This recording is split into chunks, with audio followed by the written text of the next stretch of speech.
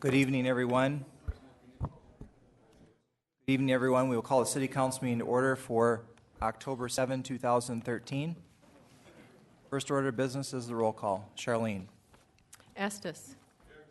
Peterson. Lewis. Doyle. Wright. Here. Scott. Nordstrom. Roberts. Clayton. Lorente. We have quorum.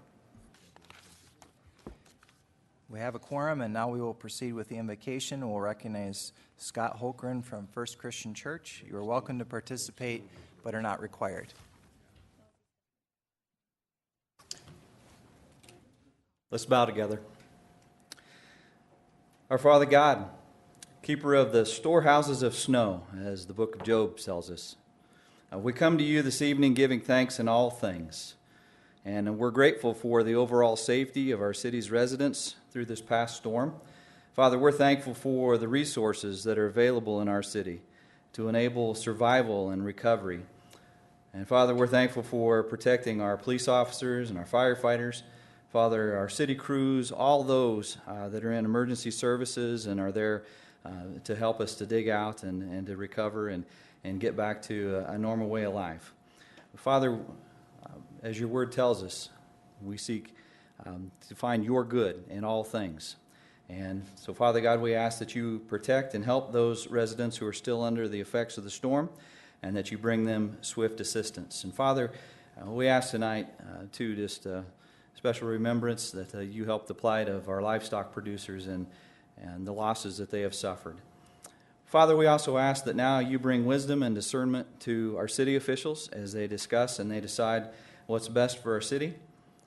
Father, we ask that you please guide each one as they serve this great place of Rapid City that you have placed us in and that you've blessed us to be able to live in and to enjoy. Father, watch over them as we together watch over the important matters of our city tonight. And it's in your Son, Jesus' name we pray. Amen. I pledge allegiance to the flag of the United States, which stands one nation under God.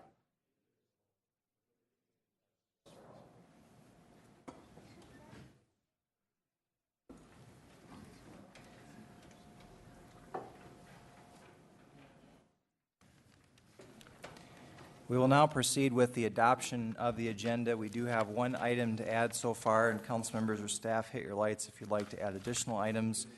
We will add an item 67A, and we'll call it Winter Storm Disaster Declaration for the City of Rapid City. It does not have a resolution number assigned to it. It's being walked on, and for that reason, it will be read in its entirety in the record when we get to that item. Also, I believe that our Public Works Director, Terry Waltersdorf, who stepped out momentarily, would like to give an update, and we'll call it Storm Update, and we'll call that 67B. 67B.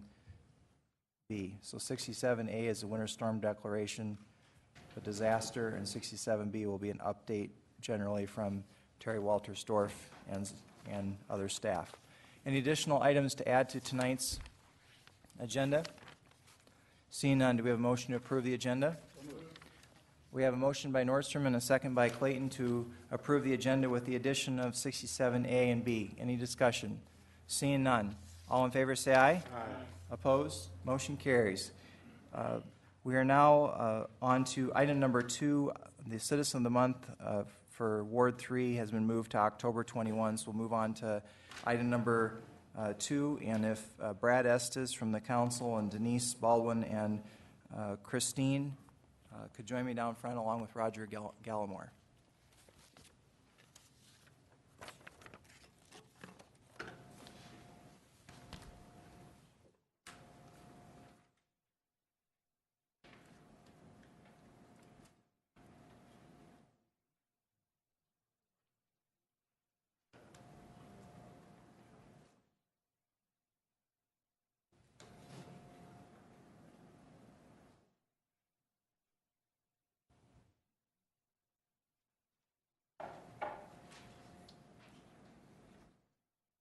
The three of you for coming up tonight and for your work on this executive proclamation and for drawing attention to the issue of cancer. I've told this story before, and some of you have already heard it, but it had a very deep and profound impact on me and my life, and so I want to briefly mention it again. It will be 6 years ago on October 20 that my sister Bonnie, who is 6 years younger than I, and she was a Spanish teacher and interpreter in Omaha in inner city school, and she was so good at speaking Spanish. She was an Iowa farm girl, learned Spanish from the ground up, and when she was starting in high school, and she became so good at speaking Spanish that she was actually interpreting for the hospital system in Omaha. She was married in fall of 2006. A few months prior to that, she'd been diagnosed with a lump on her leg, which had been radiated and removed, and they thought they had it taken care of. She came back from her honeymoon in January of 2007, and it had spread to her liver, and she fought it valiantly all year, and she died on October 20, 2007. I was holding her hand when she died, and I will never be the same. And many of you have a similar story. Some are more positive, some are equally tragic. But this is something that has touched a lot of us, including council members. And I'd like to now turn the floor over to Brad Estes, who would like to read the proclamation and who assisted my office in drafting the proclamation for tonight. Thank you, Mayor. Executive Proclamation, Rapid City, South Dakota, Office of the Mayor. Whereas, in the state of South Dakota, cancer is the leading cause of death, and this year more than 4,500 new cancer cases will be diagnosed and nearly 1,600 cancer deaths will occur. And whereas, early detection of cancer is known to reduce mortality rates, and 2/3 of the cancers are preventable with basic lifestyle changes. And whereas, physical activity, healthy eating habits, avoidance of tobacco products, protection from ultraviolet radiation, and regular cancer screenings are shown to reduce the risk of cancer, preventing it or finding it early when it's most treatable. And whereas investment and participation in life screening cancer research can save lives. And whereas together we are recruiting men and women nationwide to participate in American Cancer Society's Cancer Prevention Study-3, a study that will significantly increase our understanding of cancer and help identify new ways to prevent it. And whereas the American Cancer Society is bringing CPS-3 to the Rapid City community as an opportunity to participate in a historic national research project, which is an ongoing study of participants to measure how lifestyles, environment, and behavior increases cancer risk. And whereas enrollment in CPS-3 by members of the Rapid City community will provide increased cancer knowledge and awareness. Now therefore, Mayor Sam Quaker, Mayor of Rapid City, does hereby proclaim October 2013 as Cancer Prevention Month in Rapid City, South Dakota, and encourages all citizens of Rapid City to unite in the American Cancer Society by enrolling in the Cancer Prevention Study-3 during October 22 to 24, 2013. Thank you. Thank you for that. Like you said, most cancers are preventable, and so that's what we want to do as the American Cancer Society is get enrollment of people to sign up for the cancer prevention study, which is happening October 22nd through the 24th. But this is a time for us to fight back against the stories like you have told us tonight, and so we don't want to hear those anymore. So we are asking everyone today to sign up for the study, because there might be a chance you won't get to sign up, so we have to have those sign-ups now so that we can say that we've found a cure for cancer. Thank you very much.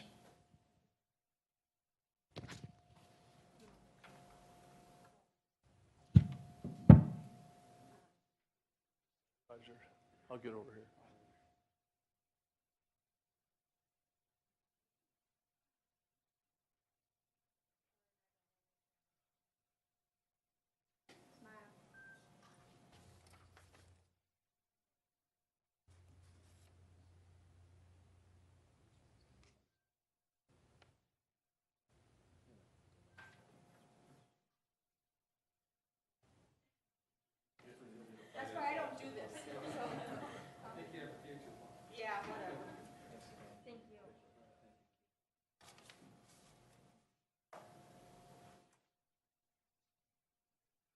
Do we have Habitat for Humanity here tonight? Is Habitat here? All right. Cassandra? All right.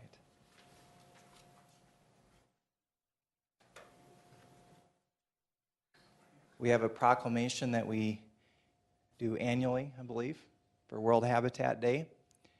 And there's been a lot of focus on the council and amongst staff and myself on trying to find ways to facilitate and encourage affordable housing. And this proclamation is part of that goal, to draw awareness to this important issue. Whereas on a global scale, 1 out of every 3 city dwellers, nearly 1 billion people live in slums. Many slum residents lack secure tenure without any legal documentation of their property rights, in addition to living in severely inadequate housing conditions. And whereas secure tenure not only facilitates opportunities for investment and wealth accumulation, but also provides a source of identity, status, serving as a basis for the pursuit of other basic human rights and dignity. And whereas, in recognition of World Habitat Day 2013, Black Hills Area Habitat for Humanity will address the lack of decent housing around the world, including the need for more affordable housing in the Black Hills and Rapid City. And whereas, the Habitat for Humanity theme for 2013 is urban mobility, because mobility and access to goods and services is essential to the efficient functioning of our cities and towns as they expand. With this in mind, the Black Hills Area Habitat for Humanity will continue to build simple, decent, affordable housing for hardworking families in the Black Hills, including several current house rehabilitation projects. Now, therefore, I do hereby proclaim today as World Habitat Day. Say a few words. Thank you, Counselor. Thank you, Mayor. Yes, our mission is to demonstrate God's love by bringing people together to assure that everybody has a decent place to live. The United Nations came together with Habitat for Humanity International in order to help us achieve that mission. And so by being here and being a part of this today, we hope that you all take the pledge to do everything that you can to assure that all people have a decent home. Thank you very much.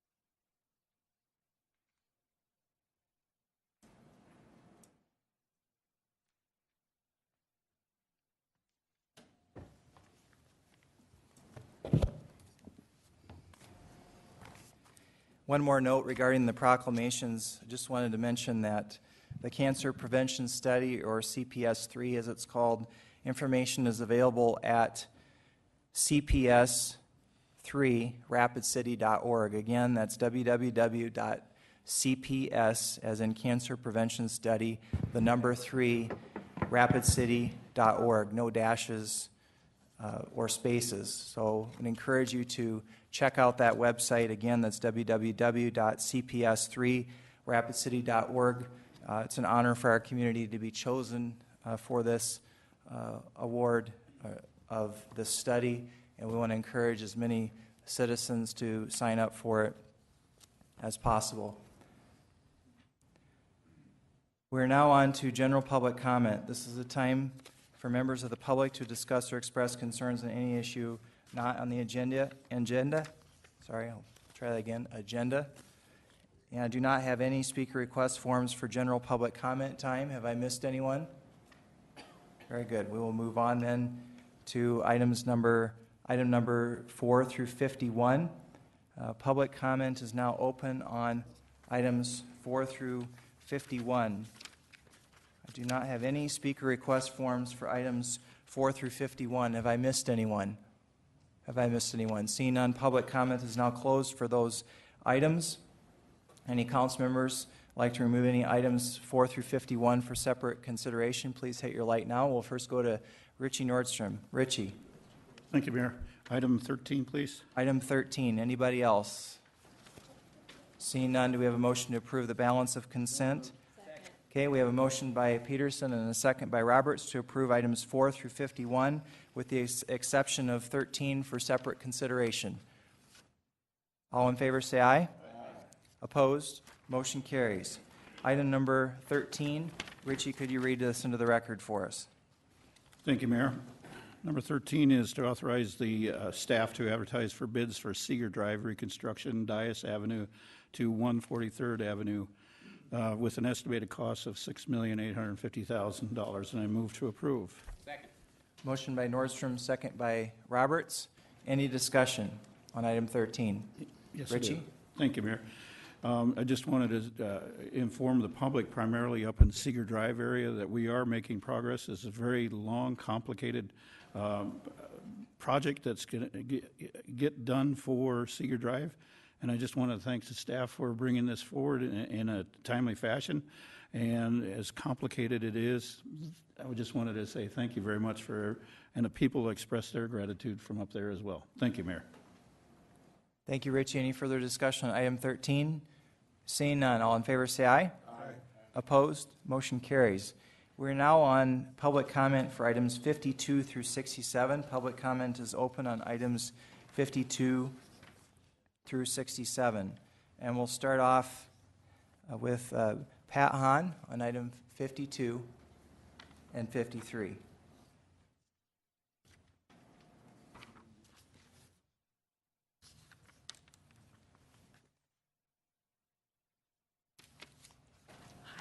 My name is Pat Hahn. I live at 1105 Regency Court in Rapid City, right off of Catron Boulevard.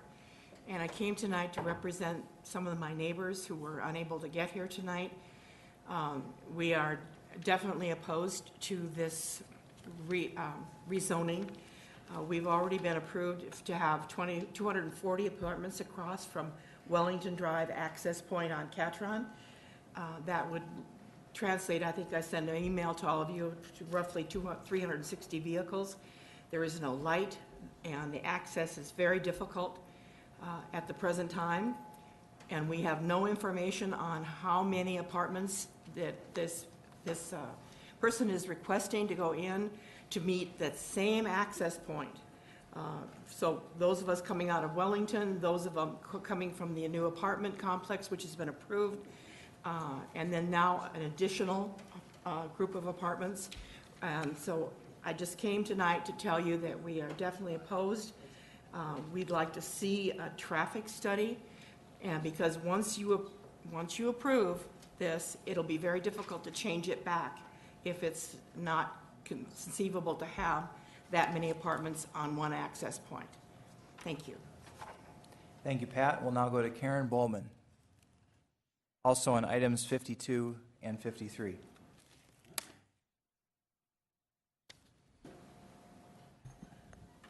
Good evening, Mayor, Council. Thank you for letting me speak on this issue. I am also representing some of the folks in our subdivision who can't come tonight and who have asked me to speak on their behalf. I'm Karen Bowman. I live at 1311 Edinburgh Drive. I wanted to talk a little bit about the property that is across the street already.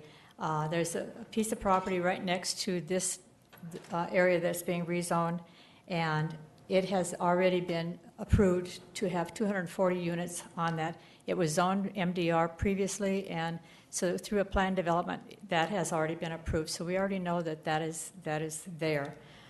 We have 118 homes on our side of the subdivision, so we have a lot of trouble getting out now with the traffic that is there. You put 240 units, and then depending on what the developer places on this portion that is going to be rezoned, there could be 150, 200 units there. We don't know. But the potential is to have 500 or 600 cars that would come out of that one point of access. We have that one point, and they would have that one point. A traffic light would be nice, but Catron Boulevard was developed so that it would be a through street to carry the traffic from the west to the east and vice versa. We have a lot of truck traffic that goes through there, all the tourist traffic that goes through there. The speed limit is 60 miles an hour, and it's designed that way so that traffic can move across the city. When people get up to our development, that is where it changes to 45 miles per hour. But I can guarantee you there's very few people who stop at that top of the hill going 60 miles an hour and then stop and go 45. So to get into our development, there is one turn lane going up the hill, but there are none coming on the other side. Our issue is, as Pat mentioned, that one point of access and the fact that the street is a very busy street. If we had a traffic light there, as I said, that would help. But there's also a traffic light that has been proposed in the future for Promise Road and then one on Highway 16. So there'll be 3 traffic lights kind of in a row right there. The trucks coming up the hill right now, some of them go 5 miles an hour if they're really loaded, and traffic does speed by there. We've had several accidents on that road. There was 1 or 2 of them that were right in our area in the last couple of years. One young lady died there, and so it is a serious issue today. If there is no light there proposed, then it would be very difficult for us to get out of there because we have to go down the hill, make a U-turn. There's U-turns up and down that road so people can get into their properties since Catron was developed. So our request to you is to either deny the rezone, so plan development can be, including with a traffic study, either deny it or continue it so that we can have that plan development come forward with a traffic impact study to see if they can be heard together at one time.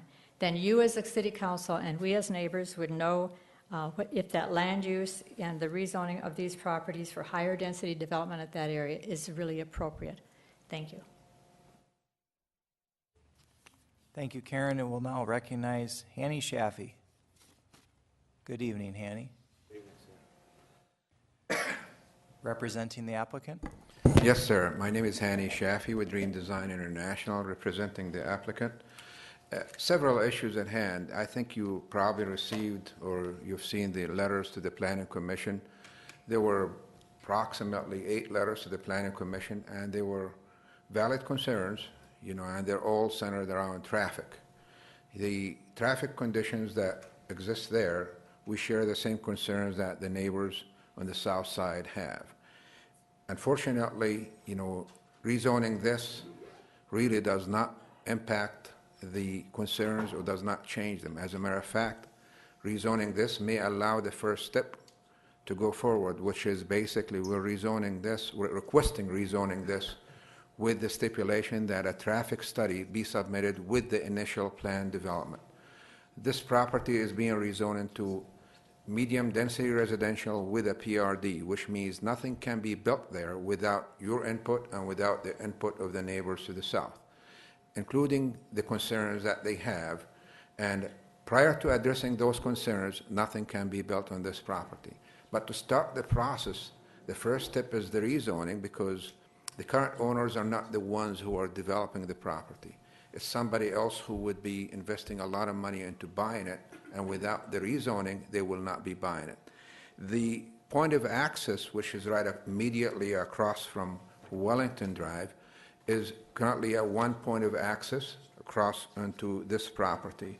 This property currently is zoned either single-family residential or general ag. And as you could see from this, there is general commercial on the red, the yellow is single-family residential, the brown is agriculture. Agriculture requires a lot of land to even make it any profitable, and it's just a holding zone for the city until it is being used. Single-family residential cannot really be developed and sold in a fair manner along a big highway like this without a buffer zone. The buffer zone is basically MDR or office commercial or general commercial for that matter. In this case, the property that is in yellow, which is this piece, is currently zoned MDR. This is the point of access for that MDR going through to that piece. So therefore, zoning this into single-family residential or this into single-family residential will be really impractical. These folks are having concerns with properties that are across a 5-lane highway. Imagine having somebody living in here with MDR going in here and potentially MDR going in here. It will be really hard. So these concerns that they have will be resolved, and the first step is doing the rezoning, then the initial plan development with a traffic study. And by the way, the traffic study may require a second access. Our client owned this piece of ground right in here, which he is willing to help or accommodate a second access if the traffic study does require it. Currently, 280 units or 240 units in this piece may not have adequate access just by themselves because the fire code requires, International Fire Code requires second access for that many. So adding these and adding a second access will be the best solution for those folks. Thank you. I believe I got my time. Thanks. Thank you, Hanny. There'll be plenty of time later for more questions and answers. We'll now go to Jim Letner, also on item 52 and 3.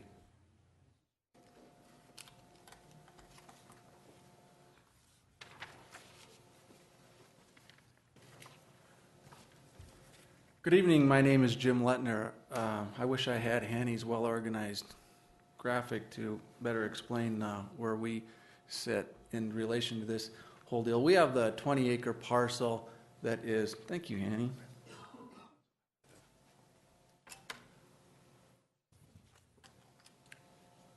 This is a little over my skill level, so I hope you'll bear with me. We own this parcel.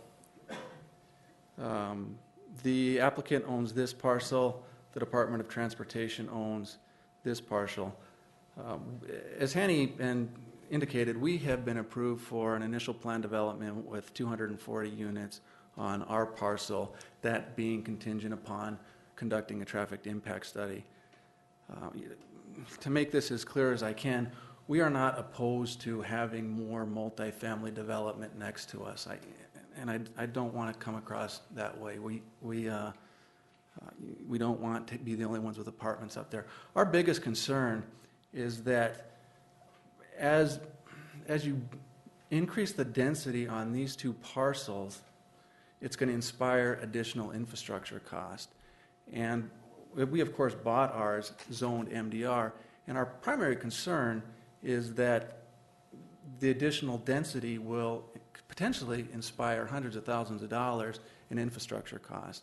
And our concern is generally we'd like to get that resolved or have the city participate in the resolution of those costs before we get the cart too far in front of the horse. I can certainly appreciate the applicant's concern about not spending money, and I can appreciate that. But I guess from my perspective, we'd like to see a traffic impact study and have a better idea of what's going to happen in that area before we move forward with allowing 200 or 300 additional housing units up there. Thank you. We're now on item 55. Item 55, and we'll go to Jeff Loggy. Item 55 is the ordinance to amend the code regarding administrative provisions for buildings and construction.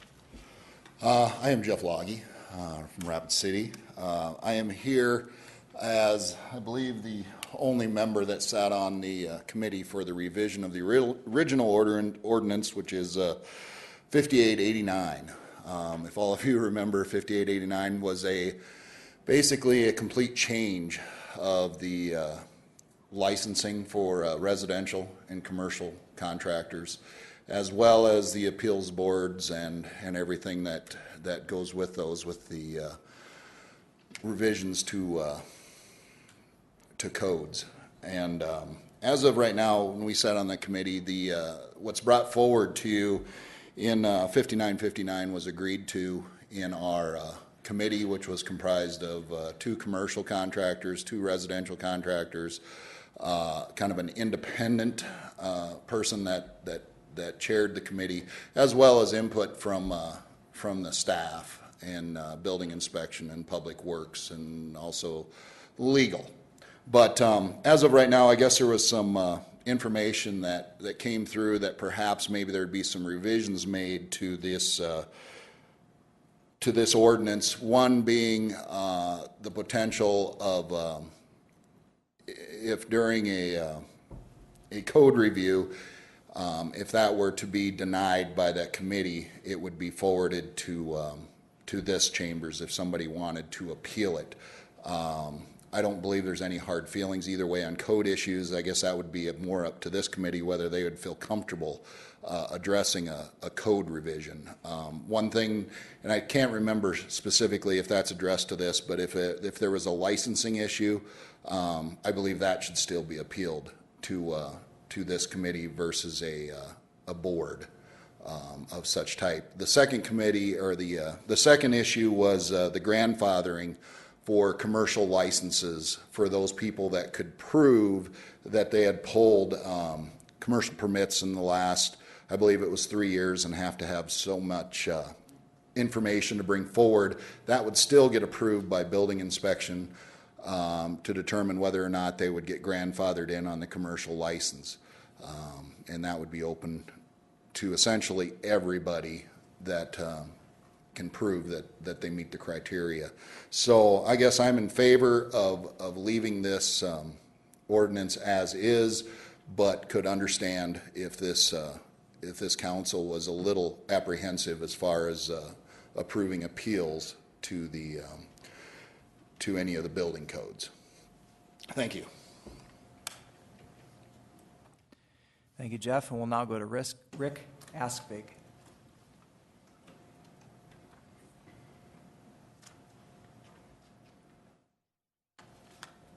Rick Askvig on behalf of the Black Hills Home Builders Association. I'm just here to answer questions if there's any questions on this ordinance. That's all I have. So, thanks. Thank you, Rick. And we'll now go to Dave Asbridge, also on item 55. Thank you, Mayor, Council. My name is David Asbridge, longtime builder, remodeler here in Rapid City. My comments are mostly thank yous, so everybody can relax. I want to first thank the mayor for recognizing some flaws in the original ordinance and allowed this committee to be formed to bring back to this council a amended ordinance that the building community of Rapid City now feels is palatable and workable within our industry. I also want to thank the council for allowing this process to take place as well. Without your support, there would have been a very uphill climb for the builders of Rapid City. So I thank you as well. I want to thank the committee that the mayor appointed for all their hard work in putting this ordinance back together. I want to thank the staff as well for their input and leaving the committee alone to the point of allowing them to work through this process and bring back what we feel is a solid ordinance that we can live by and the city can benefit from our experience in the field. I also want to make just a little comment about the Board of Appeals that I am the chairman of. The mayor structured the appeals board, I thought, intelligently, because in the past the boards were scattered and the purpose of the boards were scattered, and this board is, I think, is the final landing spot for appellants to come and be heard and have their case dealt with. I would throw up a caution flag, and that caution flag would be if the council would allow this ordinance to be passed as the committee had brought forward, because the the Board of Appeals is structured with all the different disciplines, plumbers, electricians, builders, and engineering. And I believe with that group and the dedication of that group, that we can make sound decisions either for or against an appellant. And I don't know that the council, I believe, should feel comfortable with that. What happens so much of the time, as you all know, is that if the final resting spot for an appellant is the council equipped, knowledge-wise, to make rulings? It can be an emotional situation for the council. And I believe you should allow the Board of Appeals to do their job. Thank you very much.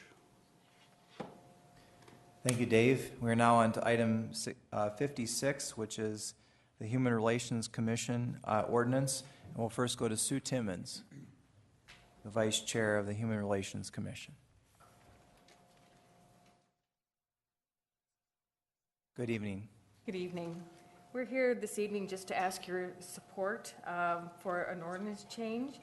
As you know, the Human Relations Commission was formed in the 1970s, but after a while, the commission lapsed and members ceased to be appointed by mayors. But in 2009, it was revived again, and members were appointed.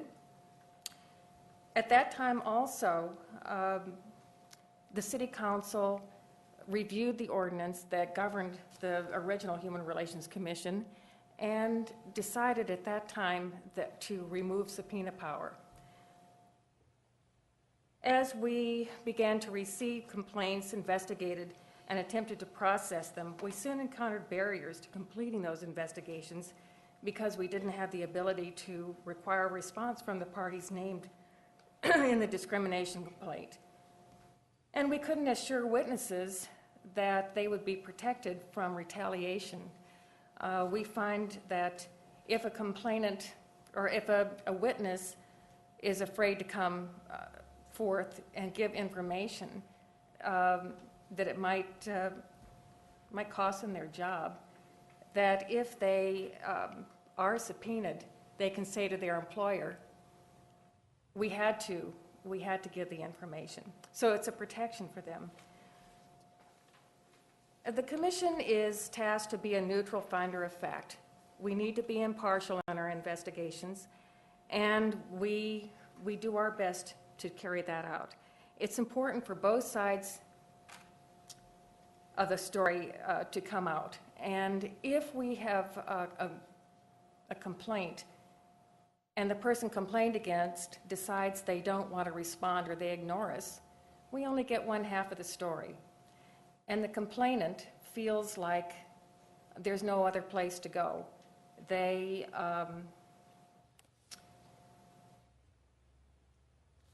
don't feel like they're heard. They don't feel that there's anybody that can help them with what they feel is unfair treatment or discrimination. If we can't hear the other side of the story, the person who's complained against, we don't know whether that complaint was valid or not. We do need to be able to do a full investigation.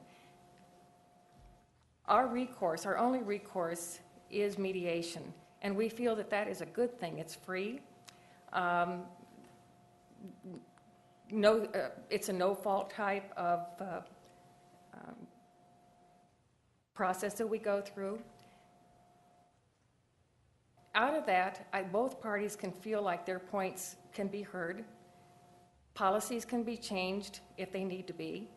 Complainants feel like there's somebody that they got some kind of response, whether it rose to the level of legal discrimination or not. So we feel that the power to compel is important to be able to solve the issues that come before us. So we hope that you will consider this change to our ordinance.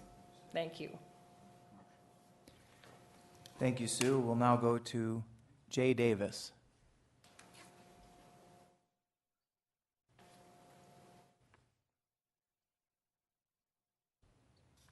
Good evening. Good evening. Thank you, Mayor Quaker, members of the council. I am Jay Davis. I've been a member of the Human Relations Commission since it was reformed in 2009. I'm going to try not to just repeat everything that Sue Timmons just said, but in addition to having subpoena power, which if the past 4 years are a guide, we would probably have 1 or 2 cases a year where we would issue subpoenas. It's not something that we're going to be doing willy-nilly every week. In addition to protecting complainants against retaliation, the other important change is the power to make decisions. Right now, we have the power to investigate, but we do not have the power to resolve complaints. The commission really does pretty well on the complaints that lack merit.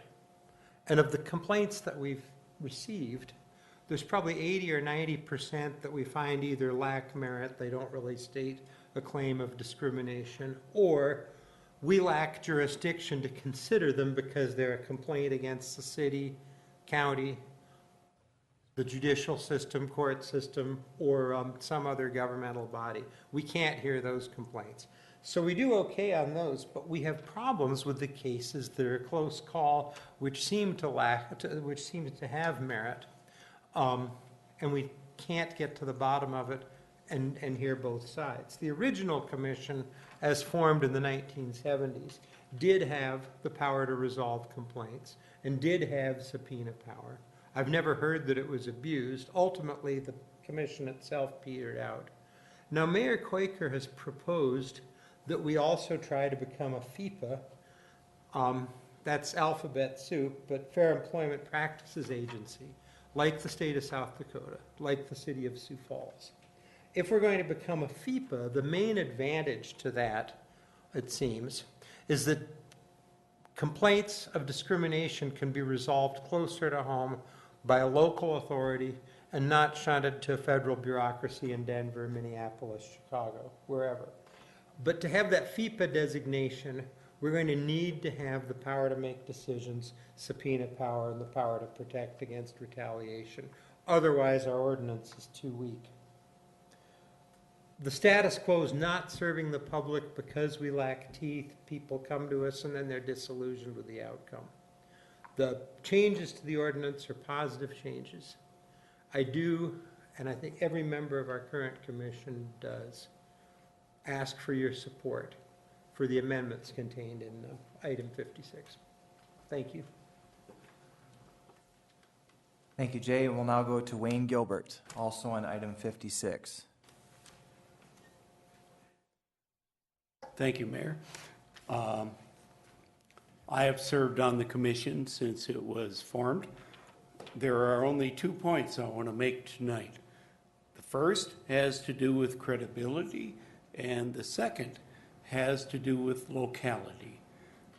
As to credibility, let me say that in the 38 years that I have lived in Rapid City, I have seen commissions and committees come and go, and I mean go, as to racial harmony, racial reconciliation, racial conciliation. And the upshot is nobody believes anything is happening. Nobody believes anything is going on. Nobody believes that these commissions and committees have any ability to do anything meaningful. This amended ordinance gives the Human Relations Commission, committee, the ability to do something meaningful. Now, the second point I want to make is locality. Do you really want complaints about discrimination, be they racial, be they gender, be they whatever they are, to be resolved with phone calls from Pierre, or worse yet, with phone calls from Denver? And they drag on for months and months and months. Wouldn't you like to have complaints about discrimination resolved locally by a local board that is in touch with the community. As I said, I have lived here for 38 years. I think I know business people. I also know people who are potential victims of discrimination. Wouldn't you want to have complaints of discrimination resolved locally by someone, well, dare I say it, like me? So we don't have credibility right now. We don't, because there isn't any enforcement power. And because there isn't any enforcement power, there is no local adjudication of complaints, because what we do means nothing. I hope you change that tonight. Thank you. Thank you. We do not have any further speaker request forms for items 52 through 67. Have I missed anyone? Have I missed anyone? Public comment is now closed for items 52 through 67. Before we proceed for the debates and discussion on the ordinances, just so everyone knows, I'm operating under the assumption that it takes 6 votes. We have 2 council members missing tonight. I'm operating under the assumption that it takes 6 votes to pass an ordinance and 6 votes to spend money. And it's based on experience. I recall, I don't remember this specifically coming up on an ordinance, but several years ago, there was a meeting called where there was 6 council members present, and there was disagreement on a contract, and one unnamed council member voted no, and there was a fair amount of hand-wringing and research, and it was determined that it does take 6 votes of the city council to spend money. I'm assuming it's the same for passing ordinance. So, Joel, if you have any disagreement with that or any thoughts to add to that, we'll go to you. Otherwise, we'll proceed with. Okay, that is correct. So it does take 6 votes, 6 out of 8 votes tonight to pass items 52 through 56. So we will start with item number 52. We'll go to our Legal and Finance Chair, Chad Lewis. Thank you, Mr. Mayor. Item number 52 is the first reading of ordinance 5960, an ordinance amending section 17.06 of the chapter 17 of the Rapid City Municipal Code, rezoning within described property as requested by Doyle Estes from low-density residential district to medium-density residential district for property generally described as being located northeast of Catron Boulevard and Highway 16 intersection. And I move approval and I'd like to retain the floor. Okay, we have a motion by Lewis and a second by Roberts, and you have the floor, Chad. Thank you, Mr. Mayor. I have a question for Mr. Lettner, if possible.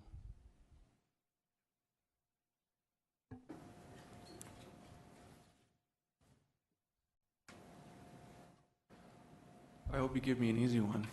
Well, relatively easy, I would think. You were mentioning increased infrastructure costs. Could you please describe to the council as what you were possible?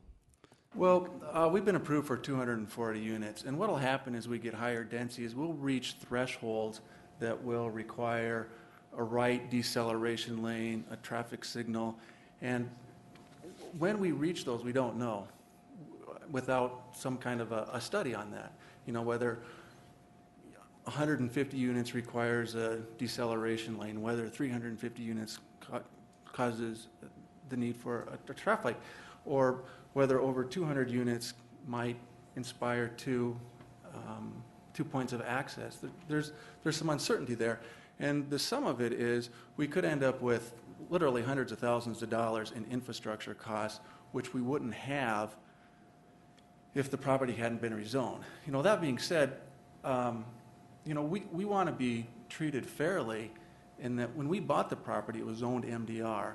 Now you're going through a rezoning, which is going to make that property quite a bit more valuable, particularly the DOT's property.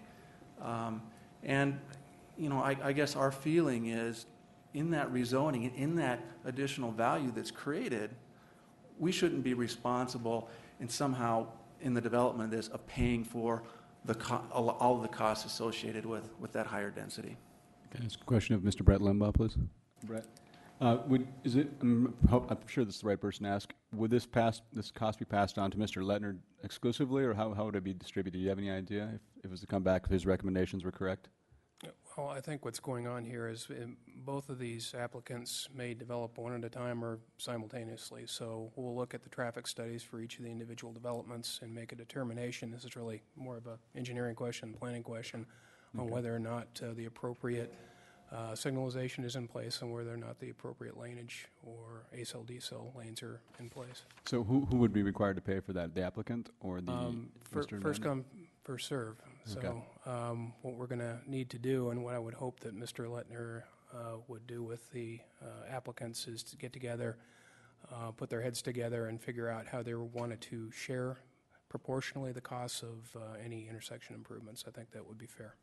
Is it fair to say that this intersection is going to probably be required eventually either way, or is it something that's only going to happen if this property is MDR? Yeah, it's at least a portion of it's already there, but it will be required, and once it meets warrants, then it would be signaled. No matter what we do tonight, it's not. This doesn't affect the intersection coming. Do you think, or Yeah, the intersection will definitely be there when it's Right. needed. Okay, since this is the first reading, we do have another time period to discuss for the applicants to get together or discuss this further. I guess would that be correct? You know, this is just first reading, so there is a second reading. Each of these folks needs to go back through and do some the plan development process as well. So there are other hoops to jump through, and much more detailed planning from both of these gentlemen. And so there's no harm in passing it tonight as far as affecting anybody. I don't feel that there is, and neither did the Planning Commission. Because I don't want to put the burden on Mr. Lettner immediately because he is first to develop. I mean, that's not fair, obviously. I know I've done it myself, so I understand, but I just don't, I want to make sure that's, my number one question is, one, is this intersection going to be here automatically? And if it is, then we're going to have to figure out a way to pay for it, obviously. I mean, you're going to have to put it in either way, or hopefully you can spread the cost. I don't know. I guess that's my question. You know, and I think those are excellent questions, and I guess we have the same questions as well. So I guess that's the reason we would rather have more information before the rezone rather than deal with it after the rezone. We don't want to get into a situation where in a foot race, or, you know, to quote the planning director, first come, first serve, and then be in a very compromised situation. I guess I don't know quite how. I appreciate what you're saying very much. And that's why I say we can pass it today. It's fine, and you can hopefully you guys will get together and discuss this before it comes back for second reading. I would like to see that anyway, personally. I don't know if that's amicable to everybody. Everybody's amicable to that idea, but anyway, that's my 2 cents. If you have anything else you want to add, by all means. No, I don't. I appreciate the opportunity. I'll go to Charity Doyle. Thank you, Mayor. You know, we have heard these things, I mean, for the 2 years I've been on the council, that we knew what we were purchasing when we built our homes. How many times have we up here heard that? And I think it'd be a different story if this was the first development requested to be going in. However, we do have neighborhoods up there. And this particular request, I believe, is a game changer. I mean, when people look, especially with Karen Bowman in your neighborhood, you're going to know what to do to look to see what you can expect for future growth, future development. I do believe this one is a game changer. I've been at that intersection and approaching that intersection from different directions when traffic is backed up for over a mile, and it is the way it is. I can't imagine adding that many more units there. It just seems very risky to me. I would like to see, and I appreciate it from the developer standpoint too. I would probably ask and make the same request, but I'll tell you that I think it's an extremely risky high concentration for that area. I don't know, I can suspect what a traffic study is going to say, but I don't know that rezoning this to find out what it's going to be is quite the answer. I'd certainly implore my colleagues to think about if this were happening in there, because there's no undoing this. I mean, if you do it, there is no going back. So I would implore you to consider delaying this if you want to talk more about it. I'd like to see this not happen because, again, even from Mr. Lettner's standpoint, this is a potential game changer at a potentially significant cost to him, who did play by the rules and didn't try to change the land use that was there. So for what it's worth, being a representative of that ward, I just wanted to make my comments heard. Thank you.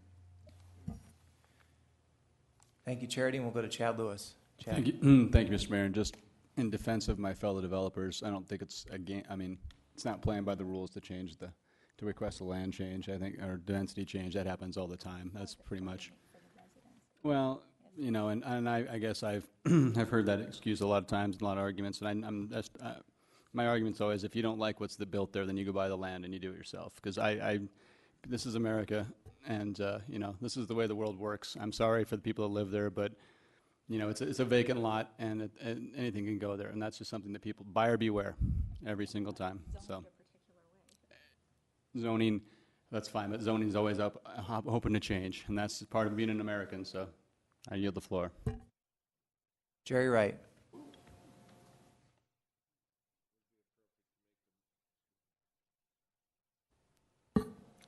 Item 52 and 53 are together, correct? Yeah. Make a motion to delay these for 2 weeks for our next meeting for further discussion and research. Would that be appropriate? You have a second? I'll second. Okay, we'll take these one at a time since we're reading them to the record one at a time. So the motion by Wright, second by Peterson, is to delay this until the next city council meeting. Did you want to stop off at committee? Let's go back to legal and finance, of course. Back to legal and finance. So the motion, and that's okay with the seconder? Take this back to legal and finance. Right now we're on item 52, and this will be handled as a substitute motion. We are now talking about the substitute motion, and Jerry, you have the floor. Brett, did you want to say something tonight? Yeah, this is a zoning application, so the Legal and Finance Committee doesn't weigh in on these things. It goes from Planning Commission to Council. So if you want to send it back to Planning Commission, you can send it back to Planning Commission, but you can't send it to Legal and Finance. You could send it back to council for 2 weeks, can't we? Okay. Let's send it back to council then. You can do that too. You can reconsider it. I would like to do that. Okay. Change the And that's okay with the seconder? Change All right, the so the motion motion is to continue item 52 to the next city council meeting. Correct. And just a clarification before we go to additional lights, does this involve rezoning of DOT property, or is this only property owned by the applicant? It's both. Both? Yeah. Okay, so this is an application on behalf of DOT as well? Yeah. Okay. All right, we'll go to Bill Clayton. I had it. There we go. Thank you, Mr. Mayor. My understanding is from discussions here, we've got an owner, a developer, who has conceded to have traffic studies done before any building is done. And the discussion was we should do or request a traffic study be done before any rezoning. I know, and Terry, forgive me if I'm putting you on the spot, but I stopped and talked to Terry Waltersdorf when we were here today. And my understanding from our discussion is the likelihood of the state coming in to do a traffic study based on the possibility of a zoning change is slim to none. So that if we were to agree to the zoning change with the stipulation that a traffic study be done, that's going to be the key. It's going to be the impetus behind a traffic study. So no zoning change, no traffic study. No traffic study, we're kicking the can down the road. So it seems to me it only makes sense. Let's take this horse and move it, entertain the thoughts of the zoning change in an effort to get the traffic study done and see where the traffic study takes us. It's the only way to progress. Thank you. And we'll go to Jerry Wright. I guess my position is this, that we've been rather busy I have been very busy the last 5 days with the storm and other issues, and I know we did not have agenda review this morning. To be point blank, I haven't had a chance to really study this, and I can't give it good judgment at this time because I don't have the information or background that I'm comfortable. I understand both sides, but I think a delay of 2 weeks is for that purpose. If we vote, I'll vote, but I would prefer to wait 2 weeks. And we'll go to Brad Estes. Thank you, Mayor. I just need to let my fellow council people know on items 52 and 53, I will be abstaining. Thanks. Chad Lewis. Yes, sir. Thank you, Mr. Mayor. I have a question. Mr. Shaffey, did you have something you wanted to address there? You were looking like you had your, regarding the traffic study, or? The, Mr. Mayor and council members, you know, to do a traffic study for the sake of doing a traffic study on a piece of ground is not really productive. To make the traffic study productive, it has to be a comprehensive and regional traffic study. Not rezoning this may prevent the property owners of this property to spend the money to do a comprehensive study in conjunction with the project that Mr. Lettner is doing. The goal is actually to do a traffic study in conjunction with Mr. Lettner, and both parties have agreed to contribute to the cost of a traffic study that will include both developments. To really decide the traffic study, you have to know the number of units. That requires geotechnical, layouts, surveying, and everything else. We're actually asking less than what Mr. Lettner has asked before. Mr. Lettner has been approved for an initial development plan without a traffic study. In this case, we're going one step below him. We're asking for the rezoning to be done prior to, to allow us to do a traffic study so we could proceed to the next step.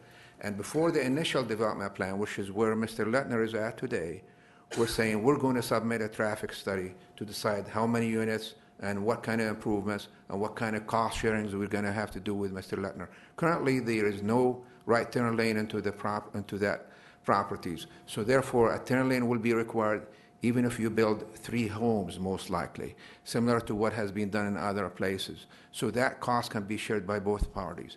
The state has actually decided what intersections are going to be signalized and what will not be signalized. This intersection is in the master plan for the state to be a full movement, fully signalized intersection when the warrants are there. Currently, there is no signal. It is hard for those folks who live across the street from this proposed development to make any access to Catherine Boulevard because of the lack of signalization.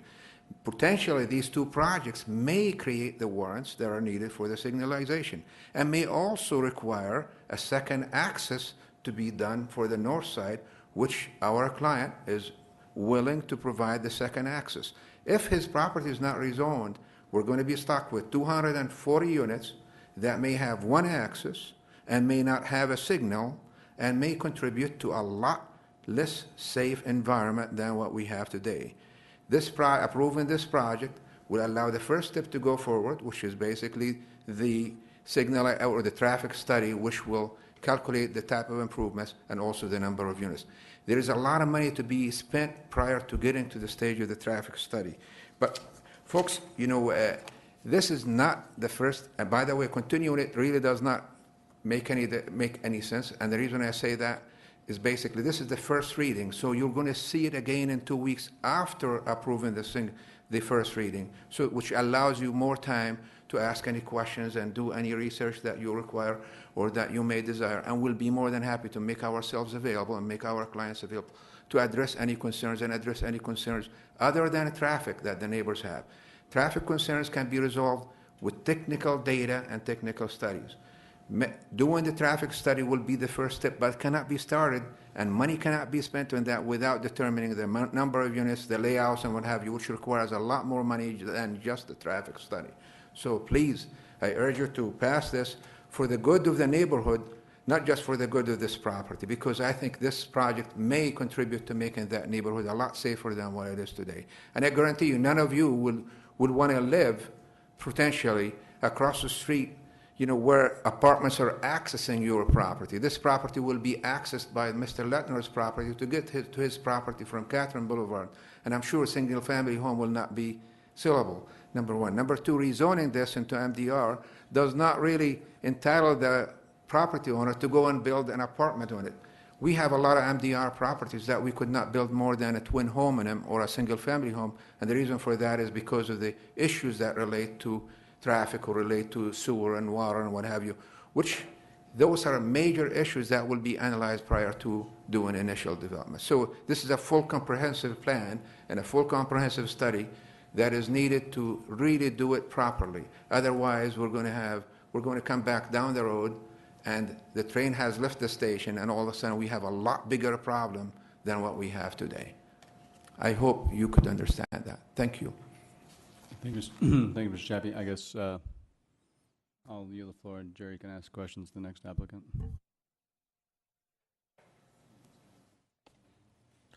Let's do a little math here. There's 8 votes up here. You have to have 6 to pass. And 1 is abstained. That's 7. And I'm just being point blank honest with you. I've told you I don't want to vote on this tonight because I'm not comfortable with it. And so I probably would not vote yes. I'm just being point blank fair with you. So they're down to 1 no, you're down to 6 votes. If 1 other votes no, you're down in flames. Do you want to delay or do you want to go to a vote? I bet you've never heard that from up here, have you? Did you want to direct that question, or is that a rhetorical question? I guess that's for the council and for the petitioner. I want to be fair to all parties, and I'm just telling you, I'm not comfortable with saying up on this because I told you, I've spent several days with the emergency operations in snow. I've studied other things besides this particular issue, and I'm not comfortable voting yes. How else can I say it? Do you want to direct your question to the I've applicant been or to the addressing it council? directly to Mr. Okay. Hani Shafi, and I think members of my council have heard me. All right. Mr. Mayor and council members, I would really request to delay it with 2 weeks, for 2 weeks, even though it is the first hearing. And I urge each one of you, if you have any concerns, to call me, and I'll be more than happy to address your concerns. Thank you. Thank you. That's a good move. Charity Doyle. That's 52 and 53, right? Yeah, thank you again, Mayor. I have a question for Karen Bowman, if I may. Go ahead. Thank you. Good move. And Karen, you, of course, know you may choose to answer or not answer at your pleasure. You know, I appreciate what Mr. Shafi is saying. How often in your experience have you seen something that was rezoned, revert back to based on the outcome of a traffic study? You mean, how often have I seen something that's been rezoned MDR, then refer back to LDR or something? Never. Never. I've never seen that. And nor have I. So I'm just curious as to, in your experience as a planner, what is your take on the argument Mr. Shafi is making? He makes some fair points. I'm just curious as to what your take is on that. From a planning perspective, he does make a good case, because if you were a developer, you wouldn't want to spend money on a traffic impact study, for instance, without knowing you're going to get that property rezoned. I think from the other side of the position is what's something that our homeowners are looking at is, we're not trying to say that he can't have it rezoned, but if they did it together in conjunction, and I have seen that happen, where somebody comes in and says, I have a planned development to do this, and I need the property rezoned. And if we had that together in one package, you'd have a better chance to see what is going to happen up there, how many units are going to be up there, that kind of thing. It may not include the traffic impact study at that point, but at least you'd be able to see what's there and what he's potentially planning to do. And I think from Mr. Lettner's perspective, I can understand where he is coming from. He's already been approved for his development. If he has to put a light in, he'd have to put it in on his own. But depending on how that traffic impact study comes out, he may have to put in more money than the other developer or not. And it could change a lot of things for him and potentially keep him from developing. And we're not looking for that to happen either. We just want to be fair. We want to make sure that because there's commercial property to the west of there on that corner that Mr. Doyle Estes owns, there's going to be a lot of changes taking place up there, and Promise Road is going to be coming through with a light right there. And I'm concerned about the road, what's going to happen to Catron Boulevard in the future, as 20 years down the road or something. Are cars going to be able to use that? Or is the truck traffic going to say, I'm not going down that road because it's too hard to get through. Let's just go through town like we have in the past or something. There's just so many things there that I think we should be able to take a look at, and that's our concern. We're not trying to stop development. We're just trying to do it in a fair and a reasonable way to do that. So I appreciate the fact that you're going to continue this for a couple weeks if that's the vote. I would also be available to answer any questions for any of you. And I urge all of you to, if you haven't been up in that road, to travel that and see where access points are.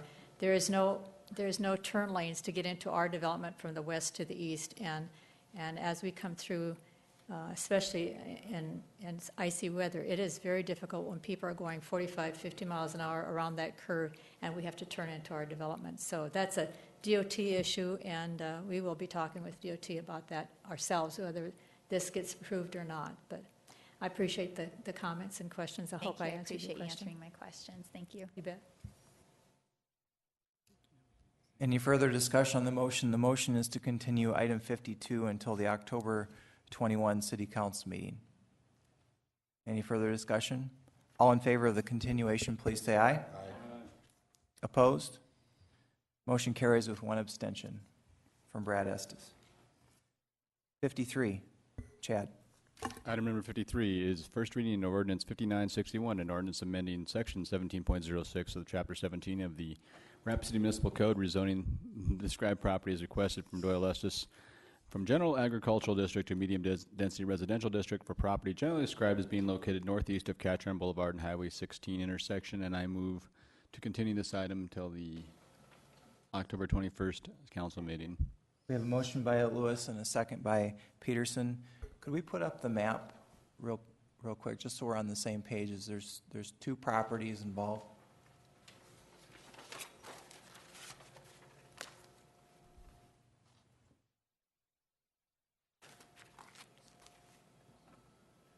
So would you write 52 on the one property that was just voted on, and then, okay. So item 53 is the property owned by the applicant or by the Department of Transportation? DOT. Okay. So this is just a procedural question that doesn't need to be answered tonight, but should be answered when this comes back. And I also apologize for not digging into this this further until tonight. But my understanding is that when a governmental entity wants a rezoning, they are the ones that apply for a rezoning. So I'm unfamiliar with a situation where someone applies on behalf of someone else, unless it's an annexation where the city is applying on behalf of the entire annexed area to take them from public use district to the new district. So I'm a little bit confused. This is unusual. We don't need an answer tonight. I've sprung this question on you, but could we get an answer to that when this comes back in 2 weeks? I have an answer right now if you'd like. Okay, go ahead. Okay. In a lot of cases, there will be a potential purchaser of a parcel of property, and the owner will say to that applicant, I want you to carry this forward. If you get your zoning or whatever request you're asking for, that's fantastic. More power to you. I will sign the application because you need the consent of the owner to file the application, but the applicant in many, many cases is not the actual landowner. That makes sense?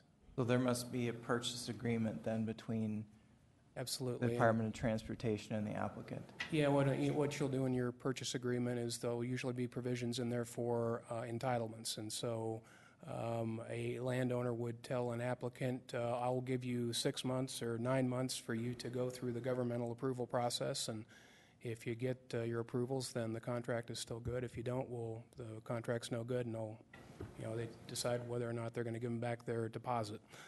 Okay. So if we could get that agreement linked then to the next agenda when this comes back, the agreement between Department of Transportation and the applicant, I'm assuming that that's something that you already have. Yeah, we don't see the contract between the applicant and the landowner, but we do know who the landowner is, and we want them to sign the application. Okay. I'm not sure I'd feel comfortable reviewing their sales contract.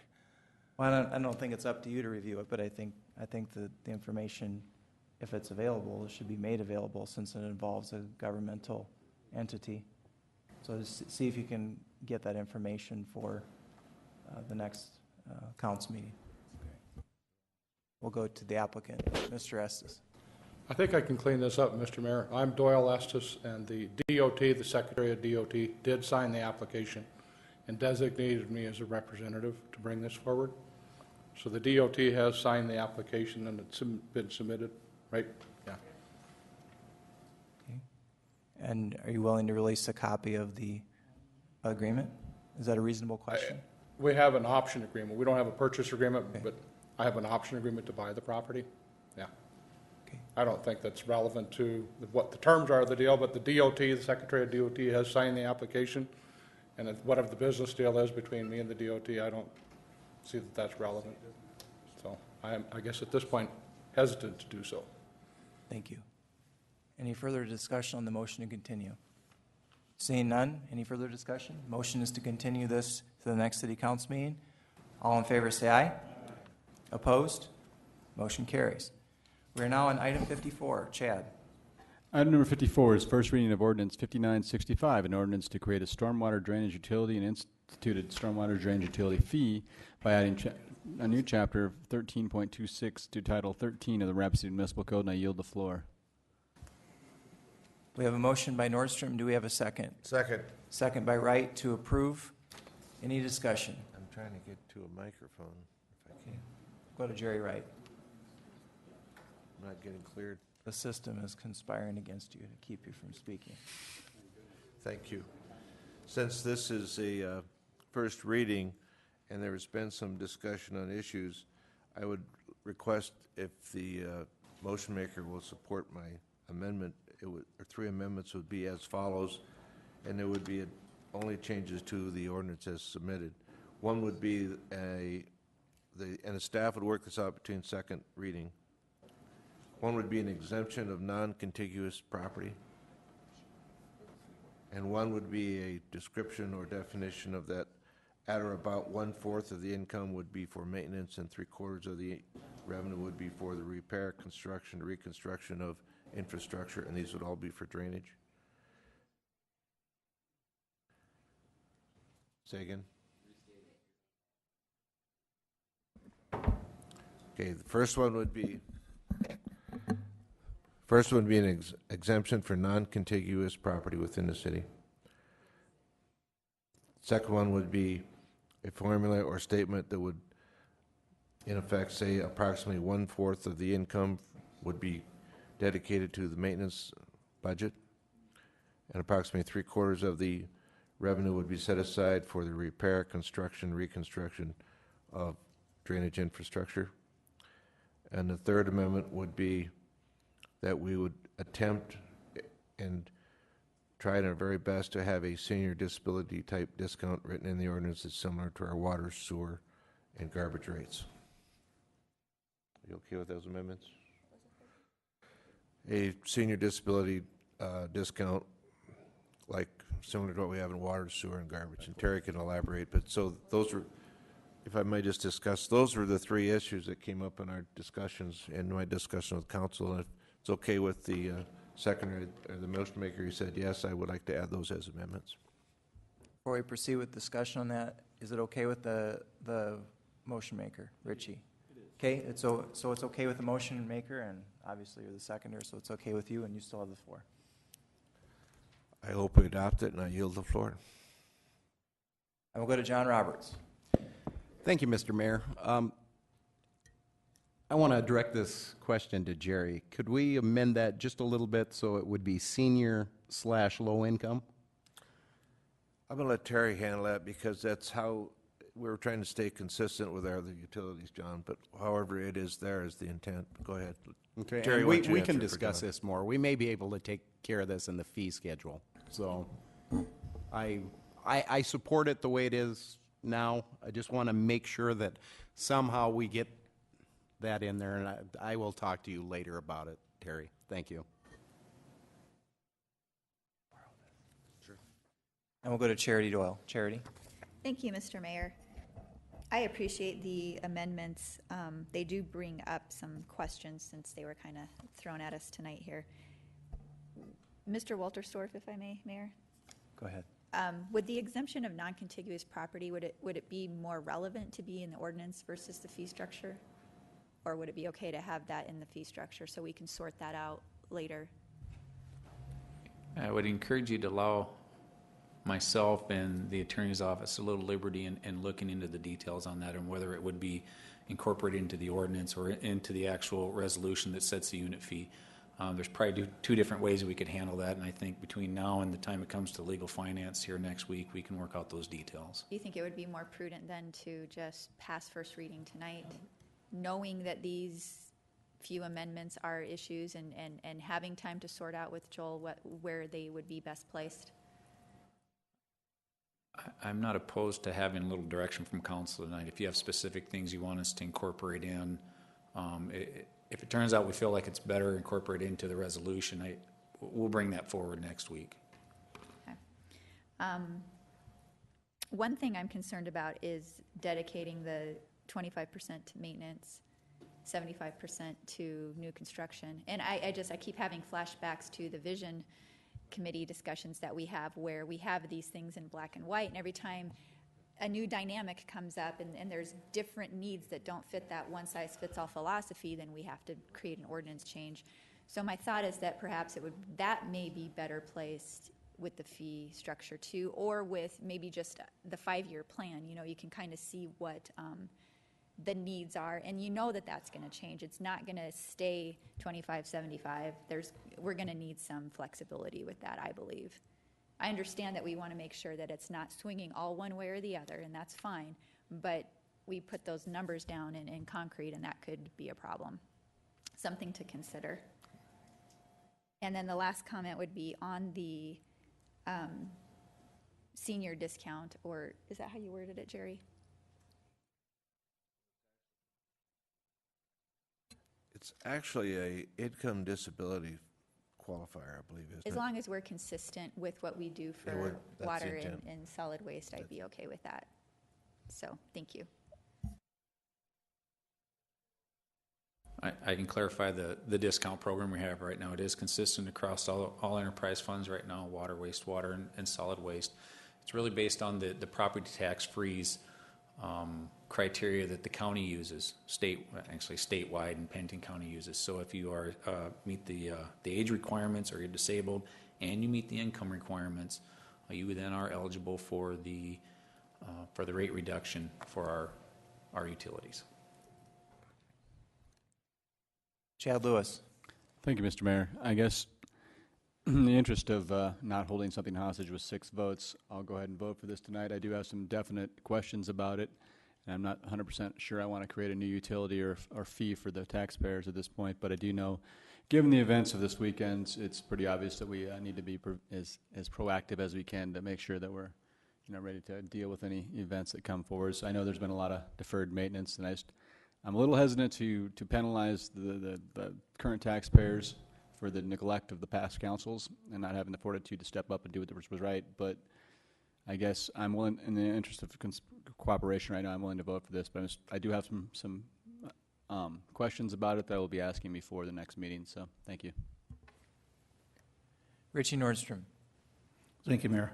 One of the reasons why I'm behind all this, very strongly supporting it, and including the amendments, particularly for the income disabled people and seniors, fully support that initiative and that amendment to the original motion. The other concern that I have that for Ward 2 is primarily that 1/3 of the projects, about 30% of the projects that are listed on the board that we have in front of us right now, with a total cost of about almost $30 million, 1/3 of those projects are in Ward 2 right now. So I really need your help on this, folks. And about almost 50% of the cost that we've accumulated on that board for us projects that are currently assigned to the area, about half of that money is going to be required for Ward 2. And that's another strong reason why I really need your support in this area, because we've got a lot of work to do down in Ward 2, and currently I have neighbors that are getting flooded out, and they're experiencing bad events from even minor storm events. So I really hope you folks will support this. Thank you. Thank you, Richie, and we'll go to Brad Estes. Brad. Thank you, Mr. Mayor. I'm going to support this motion tonight. I don't have a problem with any of the amendments. I think the city has a real need. I think the staff and the committee that put all this together did a great job, but I appreciate all the people that came to the town meetings and gave us their opinions and shared with us. And, is it going to be perfect? Who knows? But I know going down the road that we can all get together if it needs tweaked. But I think we need to start the process, and I think we need to lead the charge in investing in our stormwater, managing our stormwater in this community. And with that, I'm gonna support it tonight. Thanks. Thank you, Brad. And we do not have any further lights from the council, so I'll just repeat the motion. The motion is to approve first reading of ordinance 5965 on the stormwater drainage utility, and 3 amendments will be brought forward when it comes back to the Public Works Committee next week. And those 3 amendments are to exempt non-contiguous property, which I understand is the airport amendment. That's really the only property that would impact, since the wastewater treatment plant is not part of city limits, even though it's city property. And the second amendment would be a minimum of 1/4 maintenance and a minimum of 1/4 maintenance.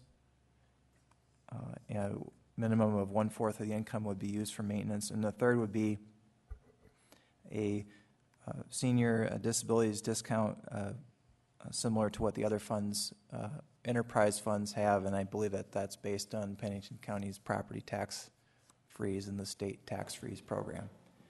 Everyone understands the motion and the amendments. This will be coming back to Public Works next week for second reading. Legal finance. Legal and finance. That's right. All ordinances need to make one stop at legal and finance. So that's what we'll do. Any further discussion? All in favor say aye. Yes. Opposed, motion carries with a loud yes from Jerry Wright. Absolutely. All right. Thank you, Terry. Thank you, everyone. Good discussion. We'll now move on to item number 55. Chad Lewis. Thank you, Mr. Mayor. Item number 55 is the first reading of ordinance 5959, an ordinance to amend chapter 15.04 of the Rapid City Municipal Code concerning administrative provisions for buildings and construction. I move approval. Motion by Lewis, second by Wright for approval of item number 55. We'll go to Charity Doyle. Thank you, Mr. Mayor. Question for Mr. Limbaugh, if I may. Go ahead. Thank you. Mr. Limbaugh, I'm curious on page 7, the composition of the board and the alternates. I'm wondering if there would be any advantage to adding in potentially people that just hold licenses in some of the specialized industries as opposed to specifically contractors. I don't know how hard it is to fill this board, but I was wondering if you want a broader spectrum perhaps to pull from, or... Go ahead. Yeah, and I think we feel the same way. In particular, the electrical, plumbing, and mechanical contractors, for example, there's a electrical contractor's license, and then there's also a master electrician license. A master electrician would be somebody that we would like to encourage to be on the board. I'm not sure that our Building Board of Appeals didn't get asked that question. I'm not sure if that's a problem for them, but we could restructure this so it would say something along the lines of electrical contractor or license holder, plumbing contractor or license holder, mechanical contractor and license holder. And I think that would give us the opportunity not to exclude somebody that we think is perfectly qualified for the board. May I redirect that to Mr. Asbridge and see what he thinks?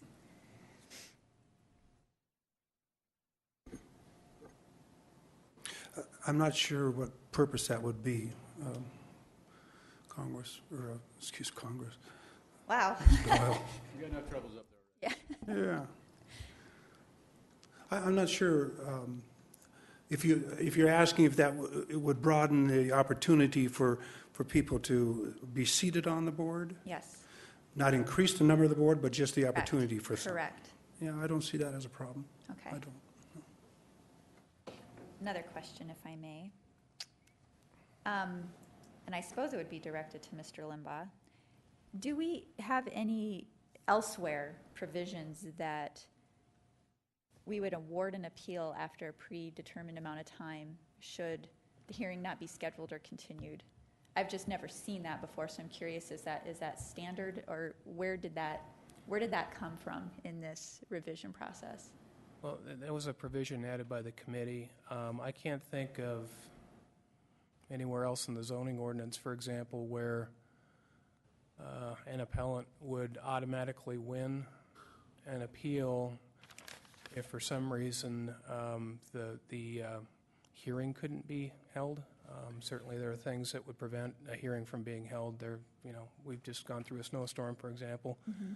There are instances where we might need more than 22 days to get a hearing, and so that's something that we talked about on the committee, and I would certainly prefer to give our board some latitude in case we can't get a quorum, that they can schedule it for the next available time. Well, I guess I have different concerns than you do. And if I may, Mr. Loggy, did you say you had been on the committee?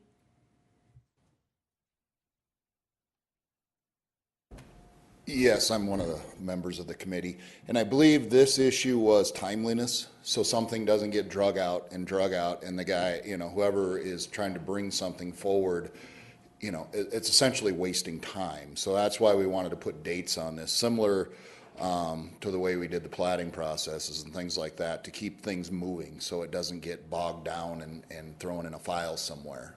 So that was the primary reason for that. Well, here's potentially a different perspective. This is what I got when I read it. Granted, this is not my industry, but when I read it, my understanding was that if anyone were to be denied their request, it would be because staff or administration would say that it wasn't as good or better than the code that's in existence, and then they could appeal that to the Building Board of Appeals. So my concern is that if they've denied something on whatever grounds, I'm sure that's documented, that it wasn't up to code for whatever reasons, and there was some weird fluke that it wasn't heard within the 22 days, would that then potentially be creating a safety issue or some kind of liability for us, the city, because it was awarded by default? I mean, again, this isn't my industry, but those are the kinds of things that I saw when I read it. So I'm just curious, what would you say, since you've been in this industry for quite a while? I know that conversation came up as regarding a life safety issue, and didn't we have something in there, Brett, regarding life safety that, if it was that, we couldn't, you couldn't short circuit the system if it was a life safety issue. Most of the reason we put time in there is just to keep the process moving, not to get bogged down. I didn't see a stipulation, though, Mr. Limbaugh, or whomever did the revisions, on that 22 days. It was just kind of an across the board. If it wasn't heard or continued within that 22 days, that it was an automatic win for the appellant. And I'd be concerned with that. I mean, we might need to throw in some different language just to make sure that there is no life safety issue created as a result of that provision. But for what it's worth, I just felt that I needed to bring that up. Do you have anything that? Well, let me read that section for you, and it says, essentially, if a hearing is not conducted or continued within the 22-day time frame, the applicant will be deemed to have won approval of the appeal. Then there's the next sentence. It says, health and safety issues as determined by the building official are not deemed approved in this instance. Are there any other issues that, could still be a liability if they were to be? Well, the other appeal, aside from a code issue, would be a licensing issue. So if we had to pull a license and then the board could not meet to determine whether or not the person should keep their license or not, then does that mean it's automatically approved for the applicant? I didn't think about that one, but that one would be of a concern to me as well as a council person, potentially, because this would, it would be in our, if this happened, it wouldn't come to this body. So do you think there would be a major problem if we changed that a little bit, took another look in between first and second reading on this one? Well, I'm sure we'd want to just discuss it with the committee and just see what we tried to put the date or the number of days in there based on advertisements and everything else. We kind of backed into the numbers, felt it was a very fair number that was in there. But, you know, it's not, it's, you know, it's truly not to short circuit the system. It's just to keep things moving so they don't get pigeonholed. Is it typical that things get pigeonholed? Well, I'm not going to say right now, but I've been through many different staff and turnover, and yes, things can get seriously bogged down and put away and delayed and delayed and delayed. And on an issue like this, it's mostly to keep it moving. I don't think you're going to run into a whole lot of code issues that are going to run into this, but you know, it's most to keep the system moving. Okay, and I can respect that. I still think we might need to think about it a little bit, especially with respect to the licensing, and see if there's a way, if there's something we can add into it. Thank you for stepping up. I appreciate it. Thank you, Charity, and we'll go to Brad Estes. Charity, I could weigh in a little bit on the timeframe. Is that okay? Would you like to ask him a question? He would like to weigh in on the 22-day time frame. Yes. If that is okay. Thank you. Just from the Board of Appeals standpoint, all the seated members of the board reviewed this ordinance, the amended ordinance, and one of the things that we vetted quite lengthily was the time frame of the 22 days, and we all felt very comfortable with the 22 days in that the way the board is structured, with having the seated members and the alternates, that we can't vision any time when the board could not meet that time frame. So we just felt really comfortable with the 22 days. Okay, that's fair. Thank you. Bonnie Peterson. Oh, I'm sorry, Brad. Thank you, Mr. Mayor. I'd really like to thank all the people involved in the trades that put this together. I do have a few comments, and keeping in mind that this deals mostly with the people in the commercial trades. One of the things is the 22 days. I guess I like it to be specified whether that's a calendar day or a business day, because some of the things in the city, if you're doing a final plat, it's business days. So I just think it needs to be clarified.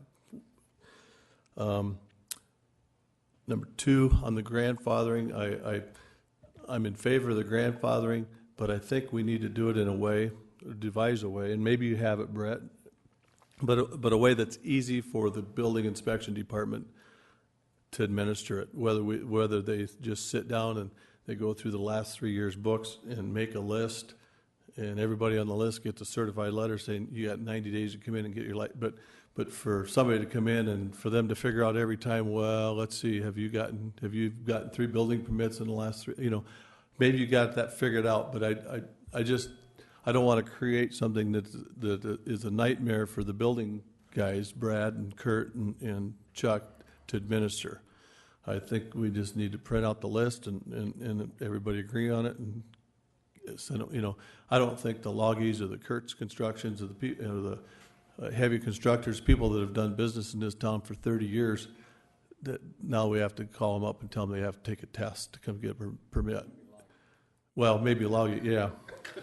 And maybe Chad Lewis. But no.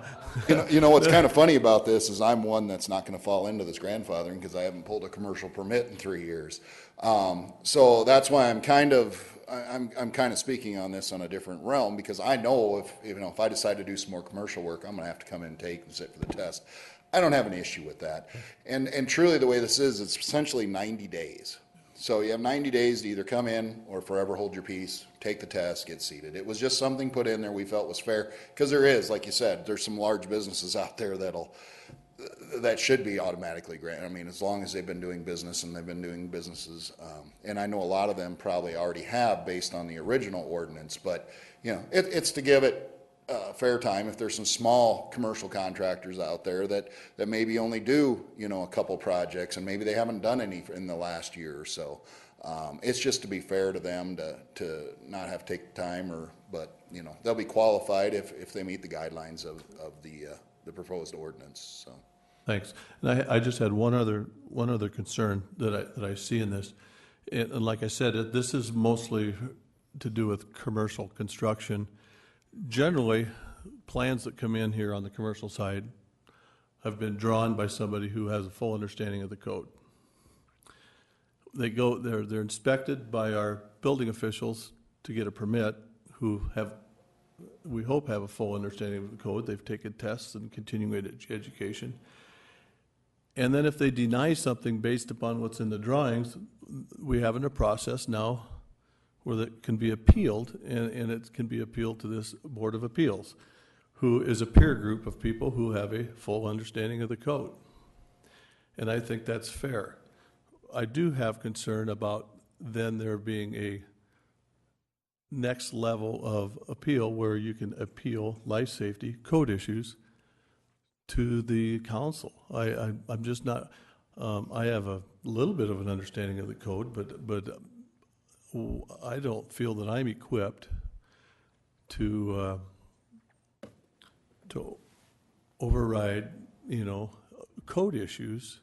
And I think everybody deserves to have an appeal process, but I think that we have that in place, but I think my first gut reaction is it should stop with the Board of Appeals. I don't think that it should come to the council and become a political issue. And with that, that's my comments for now, Mayor. Thanks.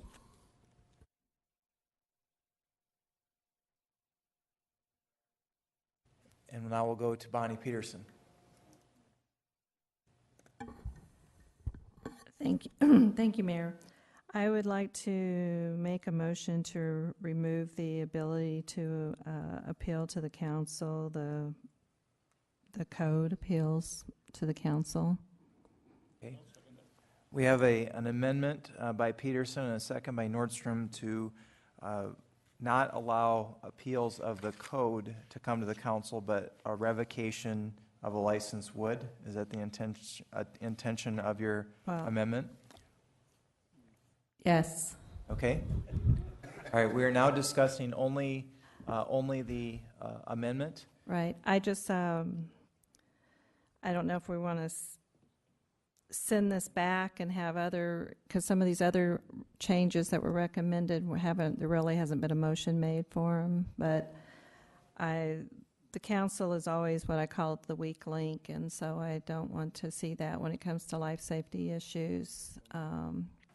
Let's take one amendment at a time, if you don't mind. Sure. So anyway, that was my biggest concern. Thank you. Everyone understands the amendment? Okay. We'll now proceed with discussion of the amendment. And we'll go to John Roberts. No? Chad Lewis. We're on the amendment. I don't remember my point. I'll just go back to sleep over here. We have no further discussion on the amendment. Everyone understands the amendment. All in favor of the amendment, please say aye. Aye. Opposed, motion carries, and we are now to the amended motion. We'll proceed to a vote unless there's any additional discussion. We'll go to John Roberts. What is the amended motion The motion is to approve first reading with the amendment that code appeals would not come to the council, but revocation appeals would come to the council. Okay. I want to hit real quick on this 22 days. I did sit on this committee, and we had a tremendous amount of discussion, and I can't believe that Jeff didn't bring up the fact of the discussion we had. One of the reasons for the 22 days, and it was actually 15 days when we sent it to the board, and they changed it to 22 days, and I believe that's 22 days, not working days, 22 days, calendar days, correct? Yes. The reason that one of the reasons that we discussed that was because if a contractor's license is pulled, and they're the only ones that we can pull a license for as a contractor. We can't pull an electrical license. We can't pull a plumbing license. These are state-regulated licenses. So we can pull a contractor's license. If we pull their license, we pull their livelihood. We need to get it in and heard as quickly as possible. So I would recommend that we do not make any more changes there. I think as a committee, we vetted this pretty well for quite a few months with hundreds of people that do this for a living. So I would ask that we don't make any changes there and just vote on it the way it is and pass this. Thank you. Richie Nordstrom. A question for Mr. Asbridge, if I may. Dave, on your question about the 22 days, did you have a conversation about if you need an extension, how that would work out?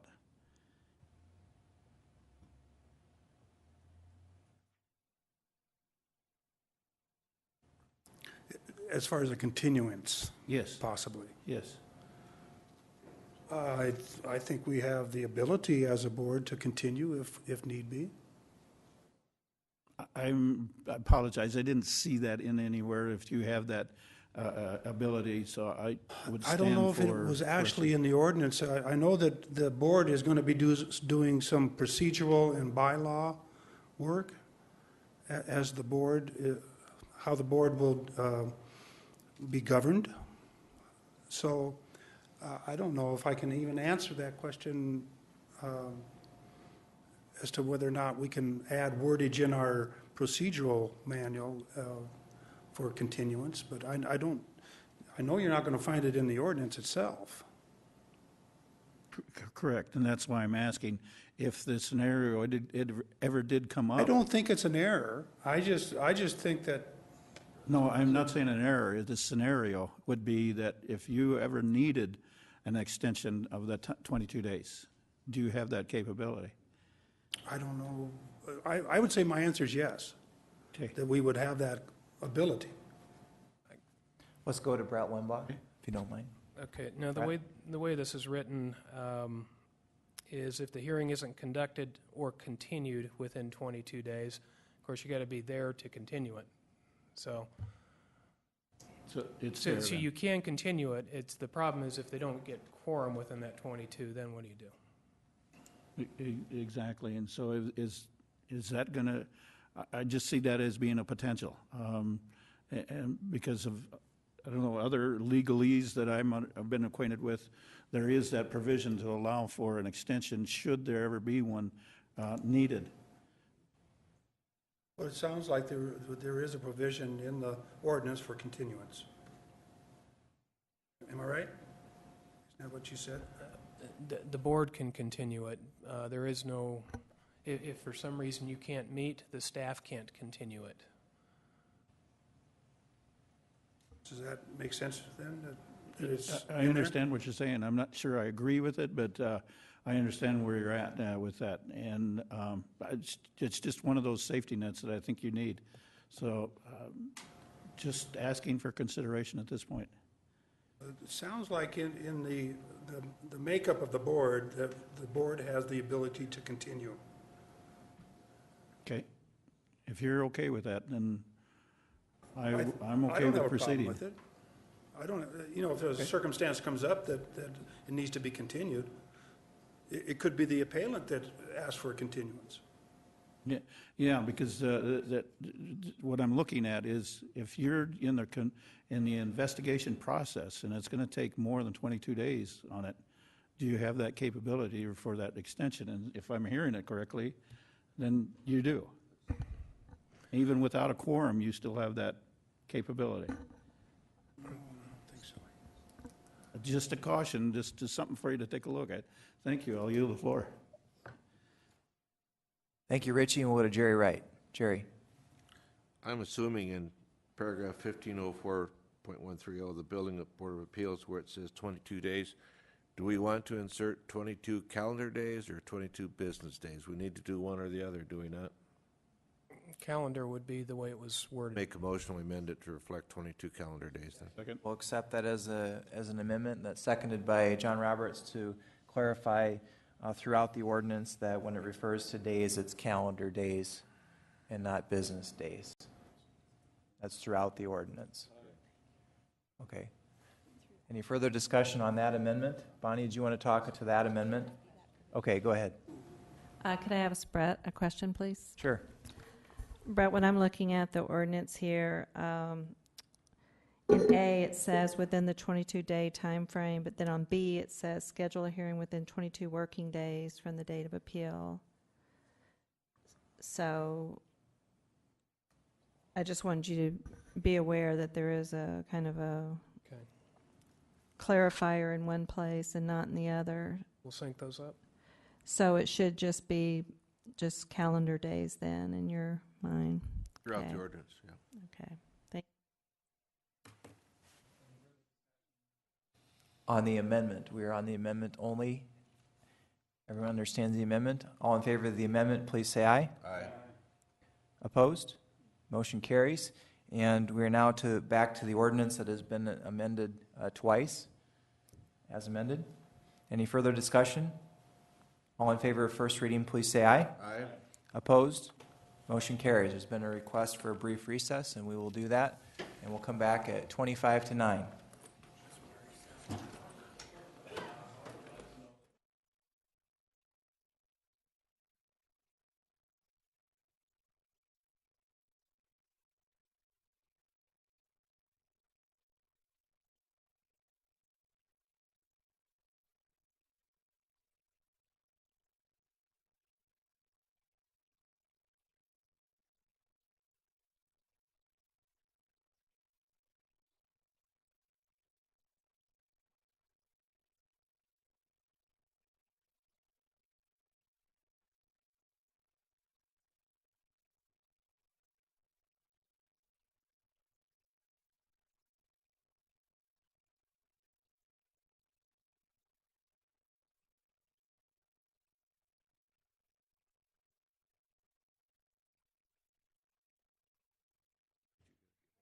We're going to reconvene in just a moment. If council members could please take their seats.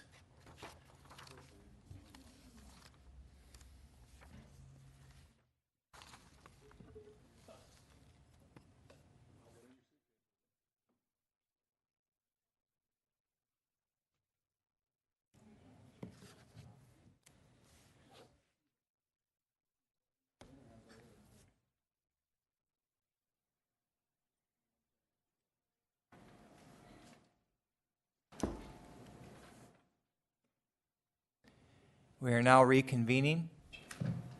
Missing a couple of people, I think, but we will reconvene. Last call. All right, we're back in session, and we are now on item number 56. Chad Lewis. Item 56. Thank you, Mr. Mayor. Item number 56 is first reading of ordinance 5964, an ordinance to revise the powers, duties, and process of the Human Relations Commissions by amending Chapter 2.64 of the Rapid City Municipal Code. I yield the floor. Floor is okay. We have a motion by Wright and a second by Roberts to approve first reading, and we'll go to Charity Doyle.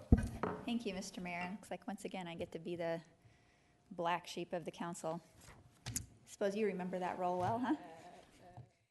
Maybe I shouldn't have used sheep, but you know, I've done more thinking on this, and the more I think about it, the more what we've heard tonight doesn't even reflect the other side of the equation. I understand and I get it. You guys are passionate about what you do, and you want Teeth to be able to do that and to actually complete the process and bring resolution to the few meritable issues that you see each year. But we don't have the business people represented right now. I don't even think they know that this is in the pipeline. So I don't,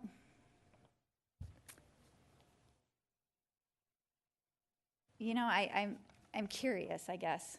One of the things that I heard at Legal and Finance was that if the commission deemed it fair after the hearing was over, they could recommend or demand, I'm not sure which, a reinstatement of that employee with their employer. Is that correct? Back pay, restitution, things like that.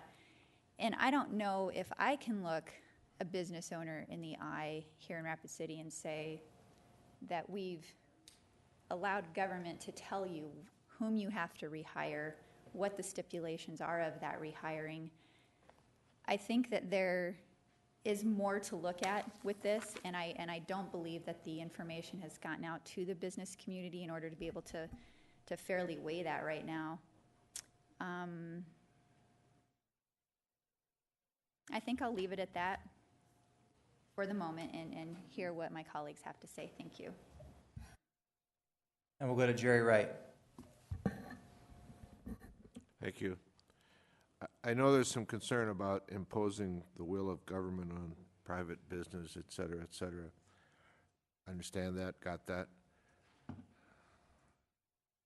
But I think it's important that if we're going to have a commission or a body in process of enforcing an ordinance, then they need to have the full ability to do it. If they cannot, then I would say do away with them. And do we want to do that? I think we have a local ability to hear, as I understand, and as I've met with the committee and read the ordinance and visited with them, and the intent and everything else is that if there are issues related to discrimination on a local level that can be handled at the local level and are not required to be handled at a higher level, if we can resolve them at a local level, it's probably in the interest of all parties, I hope, with the exception possibly of the person that may be required to meet the law. I'm just sitting there thinking that if we're going to have this group meeting, and I'm going to just quit by saying they need to have the ability to do their job, and that's why I would vote for it tonight. Thank you. Go to Chad Lewis. Thank you, Mr. Mayor. I guess my biggest concerns with this, well, there's several, but one of them is just that we're duplicating a service that already is being out there from the federal government and the state government, and I understand that probably not getting exactly what you want from them, but they are trained individuals, and training is a big part of this, and I'm not comfortable handing this kind of power over to the citizenry of, people that are just appointed here. I'm not sure how they're going to do that. I understand the people that are on there are passionate about it and probably, hopefully, very conscious of what they're doing. I'm just not. I don't know. Citizen subpoena power of people seems a little bit extreme to me. And like I said, we're duplicating. We're growing government, in my opinion. I mean, they're still going to have the federal government to appeal to. Just feels a little bit like government overreach. And like Alderman Doyle said, I don't know that any business people have been really informed about this process that's coming forward, and I don't know that they're even aware that it's out there at this point. I mean, I'm all for, people having the right to appeal, and I don't want them to be discriminated against, but I just think we already have that mechanism in place via the federal or the state government, and I just don't see how it's going to happen here. I mean, I'm not comfortable creating another branch of government, and it's going to cost the city money. They say that the legal department here is not going to spend a lot of time on it, but eventually, I think as this thing fires up, you're going to see a lot more complaints coming through, and we're going to have to spend a lot more time. Probably have a dedicated staff member doing this, and that's just one of my concerns. I don't know. I just have a hard time supporting it for those very reasons, and I once again, there's nothing wrong with the idea. I just think that we've already got the process out there. So I'm obviously not as learned as other people are at this particular issue, but I just that's my opinion purely from a governmental standpoint. Richie. Thank you, Mayor. If I can ask one of the commissioners, Jay Davis, help me clarify a couple of things. I'll do my best. Thank you, Jay. We'll go and stand by for this. The business community seems to be the biggest concern about there. Are they not already plugged into this system? And on a state or federal level, aren't they already plugged into this? Well, first of all, to put it in perspective, discrimination's against the law. We are an at-will employment state, so you can fire an employee for no reason at all, but you cannot fire them for a discriminatory reason. That's the distinction. That's against the law at the city level, state level, and federal level. If someone's not comfortable having their issue heard by the Human Relations Commission of Rapid City, either the complainant or the respondent, they can remove it to the state. A lot of people probably aren't going to want to do that, but they can. And any decision made by this commission can be appealed to court. But this is an alternative to litigation for people who feel that hiring an attorney and going into court is too expensive and too emotionally taxing. That some of these complaints can be dealt with at the local level without hiring an attorney. It's an alternative. Thank you, Jay. The other areas of concern is that we've got something like 9 categories that we are, that the business community is already dealing with as far as the EEOC issues. Am I stating that correctly? 9 categories, approximately? 9 different categories of Yes. discrimination. Yes. Okay. Okay, and so essentially the business community is already aware of all those 9 different categories? I would think so. Most larger businesses, have the posters up Agreed, because... backstage in their business. I mean, they know they can't discriminate, and that's nothing new. Yeah, because I believe it's required by the EEOC to have those placed in appropriate locations within their business anyway. So I'm arguing the point that the business community is already aware of this circumstance they have to deal with. Am I not saying that correctly? No, I think that's true. Thank you. The appeal process we're talking a little bit about. If the people don't have the accessibility to what your commission is able to provide, where do they go? They'd go into circuit court or federal court, or go to the EEOC, depending on what type of complaint it is, or to HUD. So physically, where do they have to go? Well, some of those are in Denver. Thank you. That's the problem, is why do the people here locally, and especially people that are being discriminated against, allegedly, why would they have to be going to Denver to resolve a grievance that they have? And I know that's a rhetorical question for you, but I don't think it's fair for the folks to have to travel to Denver or communicate with Denver to resolve their grievances. The other part of it is that during the appeal process, when they do that, then it's taken to court. And what I mean is the process would go through you folks first, so that you have the opportunity to hear it. Could you address just that point, and then I've got another question to follow up on that. Well, right, there's no filing fee to bring it to us. We don't get a lot of complaints. We'll start with that. We get maybe a dozen, or at most 24 a year, and a lot of those are dismissed. But anyone at any time can, as I mentioned, remove it to circuit court if they would rather have it litigated. And then your point about your commission's view on compelling people to, especially one side or the other, or even a person that's being subpoenaed, compelling them to come to your commission to give testimony. Isn't that a greater asset for the people that are being subpoenaed to make their appearance here locally versus having to go to Denver?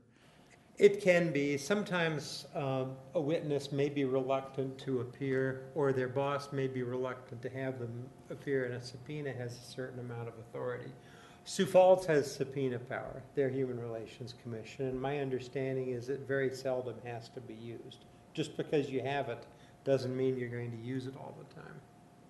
But there can be instances when, to hear both sides of an issue, someone needs to be subpoenaed to compel their presence.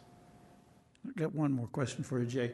Is it true that there is a potential of a local business that has headquarters out of state turning you, under the present circumstances, turning you down for sending in their staff to come into Rapid City to essentially not to report to you folks? Absolutely. We've had that once or twice, that very scenario that you described. So essentially an employee who is working here in Rapid City for a business that's headquartered out of state do not have to come here. This would help level the playing field to some degree? And it would help us to do our jobs, because are going to have a hard time fairly doing our jobs if we can't hear both sides. And I should have clarified one other thing, is that you folks are more of a, I don't know if this is quite the correct level, but more or less along the line of being a judge versus being an investigative division. You folks basically contract that out, give that to another agency to do the investigation. That's correct. A Human Relations Commission would be termed a quasi-judicial body. We're not, strictly speaking, judges, but we do have some judicial powers or judicial authorities. And the subpoena process is as a last resort. Right. Thank you, Jay. And we'll go to Jerry Wright.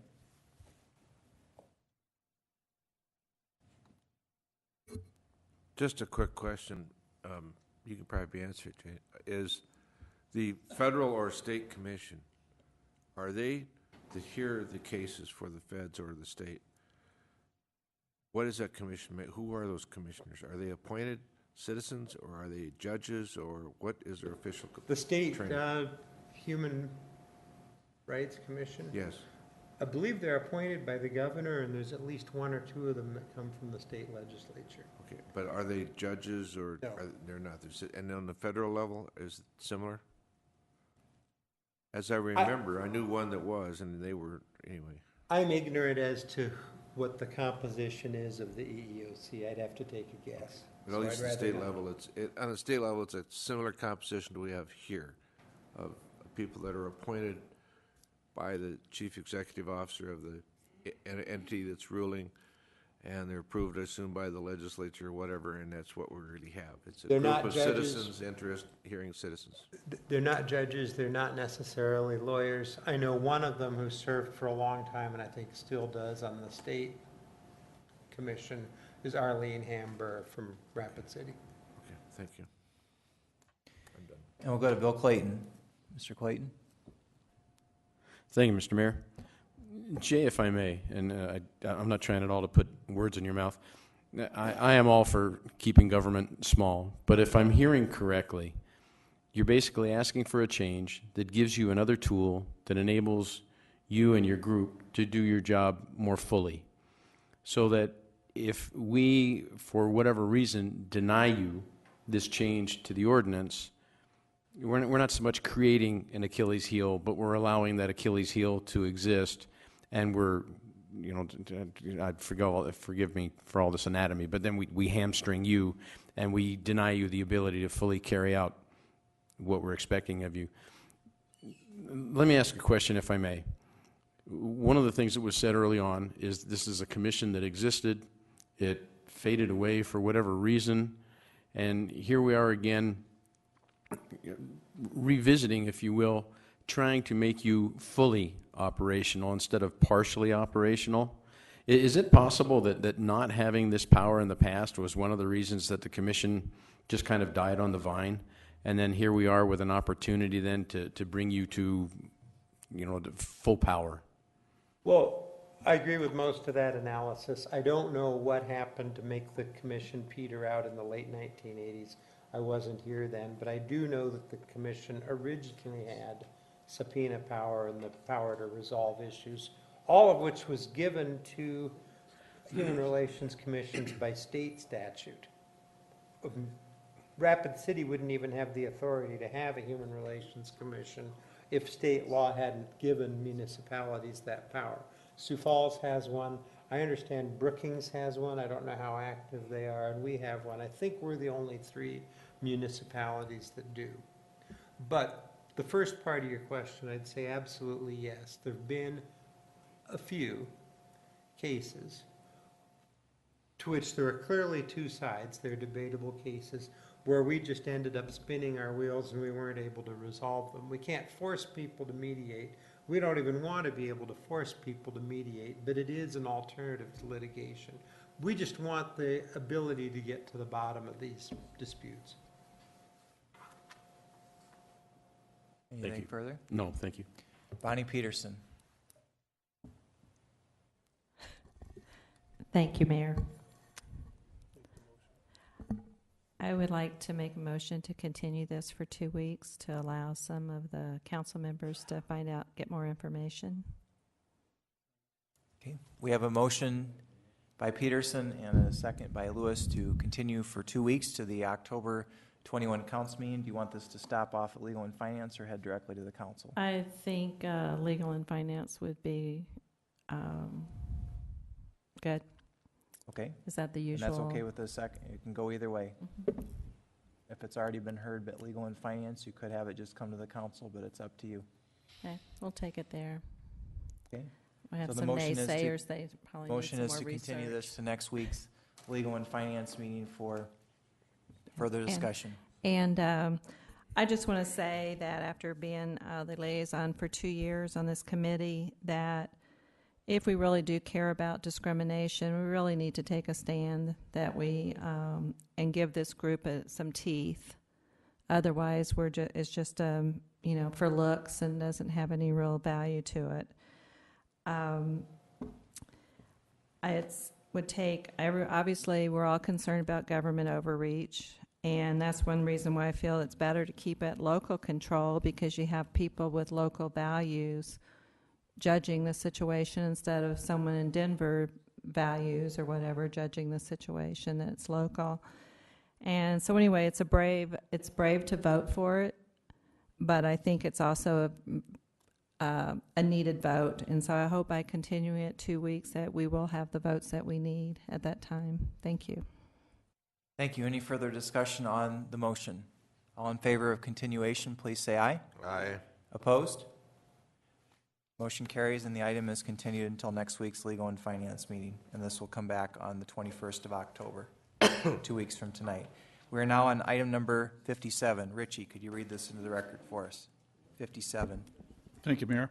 Item 57 is a request by Fisk Land Surveying and Consulting Engineers Incorporated for Randy L. Long and Jan Longridge Long for a preliminary subdivision plan for village, for lots 47A and 48B of Village on the Green for property generally described as being located at 23740 Mulligan Mile. I move to approve. Motion by Nordstrom and a second by Roberts to approve item number 57. Any discussion? Are there any stipulations? So this is a motion to approve with stipulations. Thank you. That's okay with the motion maker and the You did. seconder? Yes? Okay. All in favor say aye. Opposed? Motion carries. Item number 58. Chad. Thank you, Mr. Mayor. Item 58 is a request for funding from the Council Contingency Fund to pay for production and installation of a brass cast eagle upon the Veterans Memorial and Memorial Park, and I yield the floor. Floor has been yielded. We do not have a motion. We'll go to Jerry Wright for a motion. I'll make a motion to approve, and I would like to have the floor after if there's a second. I hope there is. We have a motion by Wright for approval. Do we have a second? For discussion. We have a second by Nordstrom for discussion. And you have the floor. Thank you, sir. A tremendous amount of misunderstanding out there. I had an email over the weekend really accusing me of everything from being exorbitant to spending $300,000 on an eagle. I thought I said, first of all, they had to get their facts straight. Let me give you a little history on this, because some people said the other day maybe I didn't quite explain the history on this or why it's being proposed in particular by myself. The Veterans Memorial, in the history I have it, is what I've read and I remember, and goes back about 25, 30 years. And it was constructed with a combination of donations from local businesses, veterans organizations, and some money from the city. It was never actually completed. They ran out of money. It's in the process of being moved as an upgrade to the promenade, and a contributor has donated a plaque for the global war on terrorism. In talking to the old veterans, that I say that respectively, much senior to me, they tried several during the original stages to raise money to have a a statue or carving or whatever you want to call it of an eagle upon that monument to finish it. And they attempted to raise money and it just were not successful. So we have a partially complete Veterans Memorial in Rapid City. And what brought my passion up on this was in my travels in the last year as a local post commander of VFW and going to other locations and seeing what other communities have done in honoring of their veterans, we are way behind. I know some people will say it should be done by the veterans, and I say no, this is honoring the veterans. Some say it should be by private money, and that has already been occurred. As a matter of fact, I've already had people call and say they would contribute. My intent here is that with the promenade being built, with the existing memorial being moved, it would be really a class act by us as a city. And I speak of the city, I'm speaking of 67,447 residents, to assist in putting a somewhat finishing touch to that monument so it'll reflect positively on our appreciation of what the veterans have done. I know it's the use of tax dollars, but we've used tax dollars on a multitude of other things that someone could challenge also. This is a symbolic gesture on the part of the city of Rapid City through its council action to support this memorial. The fee of $30,000 is only an estimate. Let me explain that. I did not want to come forward without a number, without an idea of what we could get done. Here's the theory behind it. The artist that submitted the estimate was gracious enough to provide a sketch and what it would cost if he were selected. The intent is that if this council would vote to support this through contingency, at least the funding is there. I would support going, we would go through the veterans organizations to the, I believe, the Parks Art Committee or some other organization, and a selection of an appropriate art piece would be done through a process and selection of either an artist or possibly something that's precast. Maybe less, it won't be more than $30,000, and it would be installed. If in the process there is money that's donated somehow from individuals or private groups that could be used to offset this cost. I know that we've got the storm coming, but I suggest and request that we go on. Life has to go on. This would not occur until 2014. I originally was thinking about having this in the 2014 budget. It was talked at the budget meetings. At this point, we didn't know what was going to happen this fall, that we could use the contingency to get it moving so we would have the process pretty much done by Veterans Day in 2014. With that, I would be open for questions or discussion or challenges. Thank you. Richie Nordstrom. Thank you, Mayor. I applaud Jerry for bringing this forward. I was the commander in the 1990s of the VFW when this project was first initially built, and all the people that were involved in it. And I would also want to thank the Crazy Horse people for donating the large rock, the boulder that's in the center of this structure that they donated to the VFW, or the veterans groups, I should say. So they should not go without mention. For all the arguments that Jerry has given us, I hesitate to support it because of what we're experiencing with the storm event that we have to look at. I apologize, Jerry, the timing on this is just wrong right now for me, because I believe we need to take care of the storm event as a higher priority. And if we can wait, delay this, if somebody wants to continue this, I'll be okay with that. I don't want this project to go away, but right now, if we can address and deal with the costs and everything that's associated with the storm event, I would more than be happy to support that motion. I can't do it currently. I would in the future. Thank you. I'll yield the floor. We'll go to John Roberts. Did you want to go next? That's all right. Oh, I'm sorry, Bill. We'll come to you right after John. Thank you, Mr. Mayor. I would like to make a substitute motion to send this to the Park and Rec Committee, where it should have went to before it came to the council. No offense, Jerry, but that's usually kind of the way, my understanding is the way these move. And I think that would give a chance for more of the community. I can hold the floor after my motion, can I?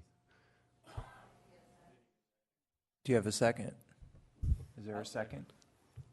A second by Clayton? And the motion is to just simply continue this entire item to Parks and Rec Subcommittee, or are you authorizing to Park and a Rec. certain expenditure? And No then have- expenditure, let's send it to Park and Rec, let them vet it, let the people have an opportunity to get out and speak about it. Since I got a second, I can Go ahead. Okay. Thank you, Mr. Mayor. I have only had 2 comments on this since it came out in the public. Both of them from veterans. One of them saying that he did not agree at all using city funds for this. And the second saying that he didn't necessarily agree with city funds being used because he thought that all the money could be raised since it was only $30,000. And I think if we send this back to the Park and Rec Committee, let them vet it, let the people talk about it, and maybe we can come up with some committee to raise some money, because I know, Jerry, you've had people come forward too saying they would have money for this, and I think this is a good community project. So thank you very much, Mr. Mayor. Oh, come on, Jeff.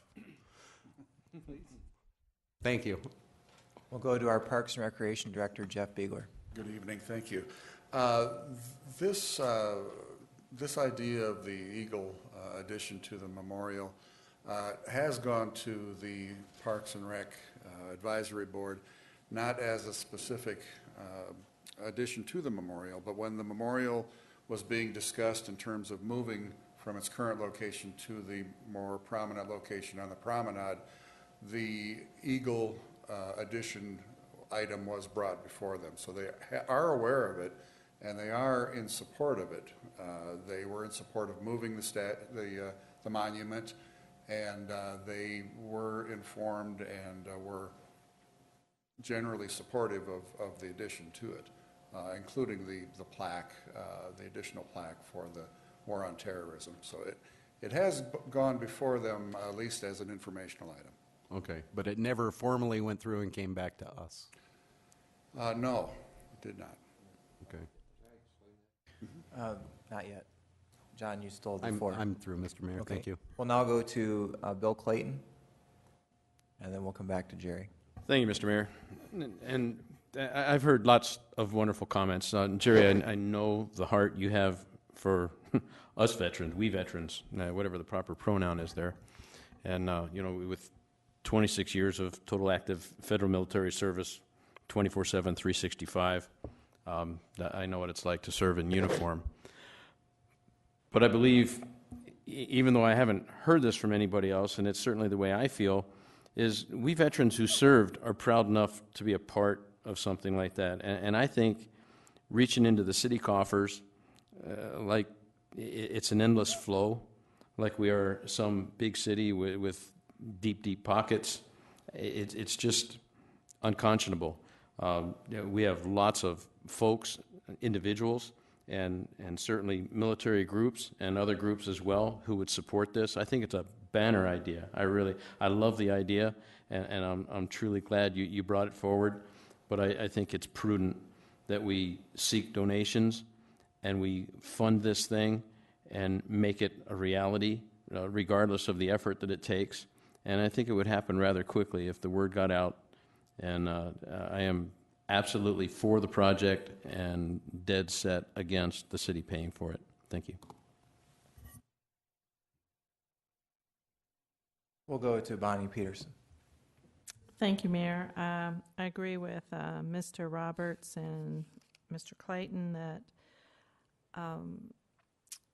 we need to do some further looking into the process. I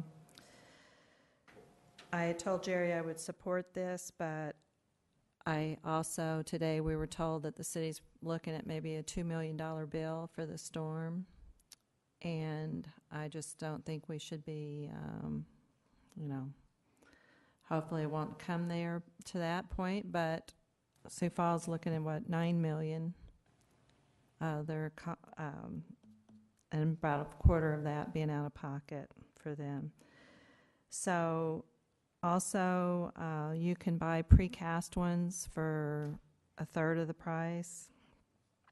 And so I think John's idea to send it to Parks and Rec to let them look at it further is a good idea. I agree with you, Jerry, that we can do better than the current memorial, that it's not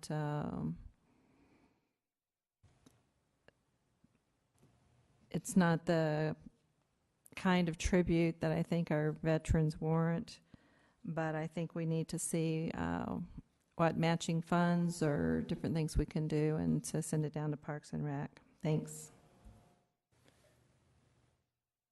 Chad Lewis. Thank you, Mr. Mayor. And I do believe, Jeff, if I could ask you a quick question, there is a new Parks and Rec or Arts in the Park policy that, so it wouldn't just go to the, if we did this, we sent it back, it wouldn't go just to the Parks and Rec, would it have to go through like the Arts Council and everybody else to be Yes, approved? that's correct. It would go through a number of different departments that would have input into it. But yes, it would start with the Parks and Rec. Okay, that's just checking the procedure. Thank you. So I'm yield. Thank you. I'm going to pass the gavel to Jerry Wright for just a moment and weigh in on this discussion. I'd like to use this as an opportunity to appeal to the public for assistance to find out more information on this. I know I've talked to the VFW and the commander who's sitting to my left. You are still the commander? I retired. Oh, he retired, but he's still very connected with the VFW.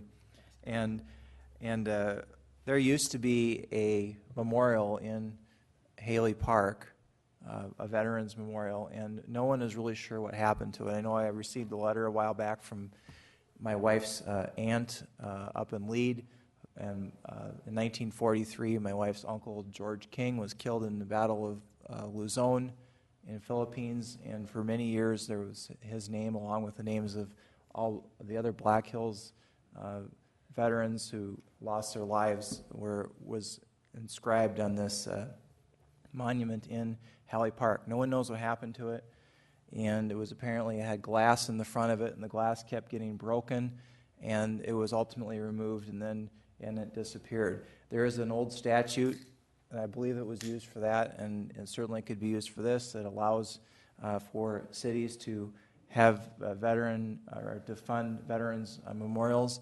If you go to little towns across South Dakota, including and other places, there are memorials everywhere. Many of them are a match, like a match grant, and some of them are fully funded. So I think that this is a worthy cause. If you look at the variety of the items that are on our agendas from week to week, we have a responsibility to shift gears, and I think that a tribute to our veterans is reasonable. And it's my understanding that we had a city veterans memorial in Haley Park, and it disappeared, and it was taken down by the city years ago, probably for good reason, because of vandalism.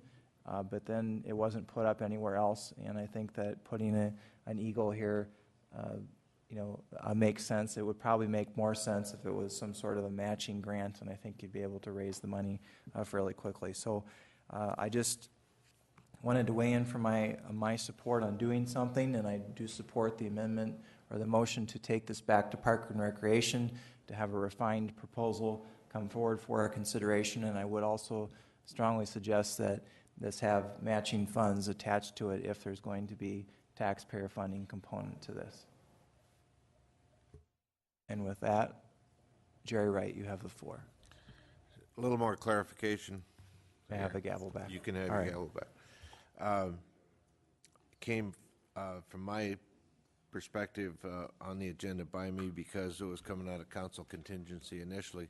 And a little history on the process at the Parks and Rec Board, or whatever you want to call it, and the Arts Committee.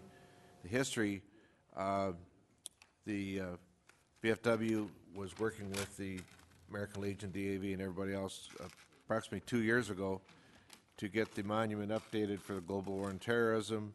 We were talking about getting it funded, and then the Destination Rapid City wanted to remodel and move it.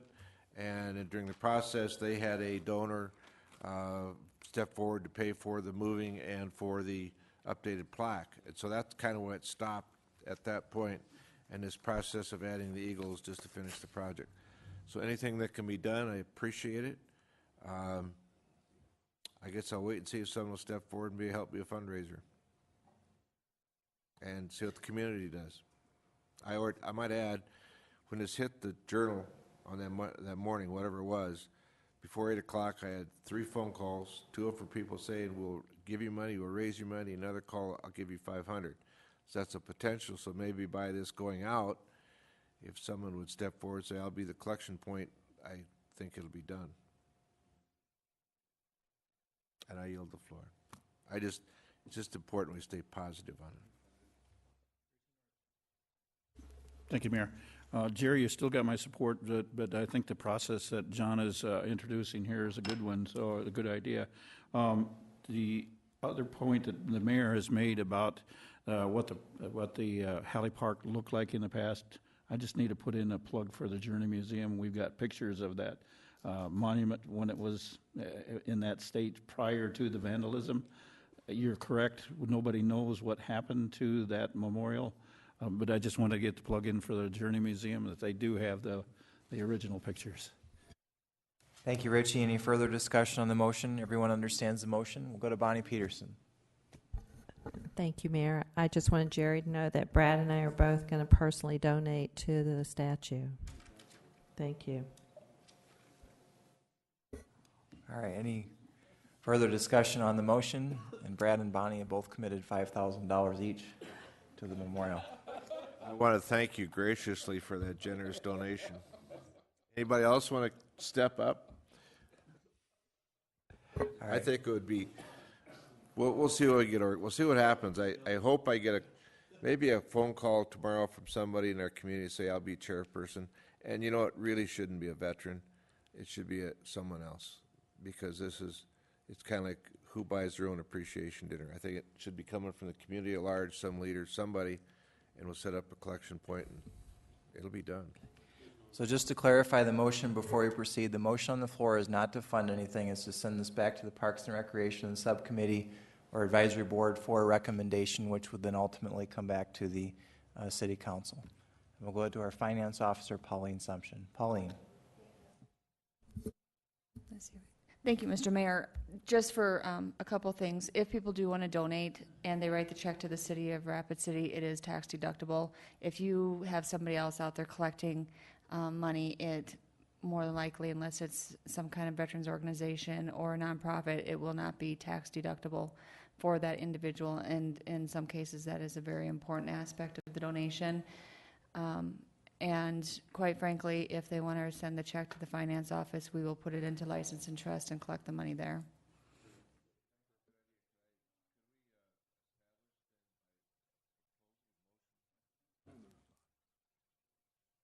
Then I think people are going to want to know that. Can we establish a fund and just say that we will accept, or can we not do that? Or do you set up a special site? We know when we have the money, or what? We do not need a special fund for this. The money would go into a license and trust account. They would have to designate their donation as far as it going towards the Veterans Memorial. So that way, when we put it into license and trust, we know that it is a designated donation. So and then it would be used. Just keep track of it. And then we would just keep track of it within that license and trust account. Everybody hear that on the press? You're going to put that in the paper there? How about this, Pauline? Would you be willing to work with Jerry to draft a press release and go ahead and send it out? I call the point of order. As long as it doesn't have to happen like tomorrow. I know you have other priorities.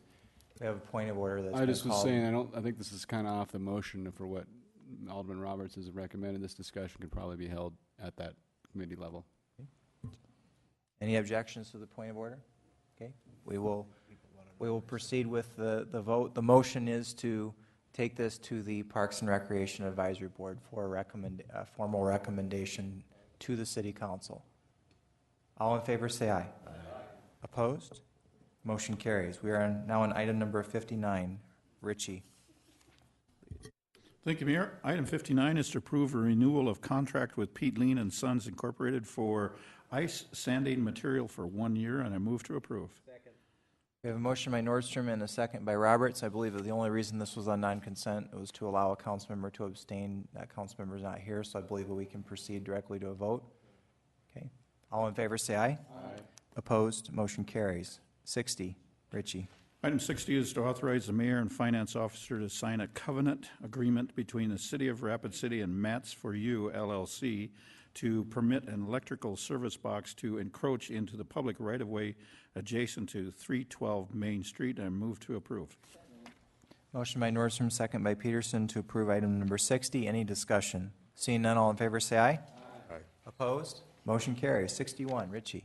Thank you, Mayor. Item 61 is to authorize the mayor and finance officer to sign a memorandum of agreement between the City of Rapid City and Rapid City BMX Incorporated for development of a BMX track near Founders Park, south of Omaha Street, and move to approve.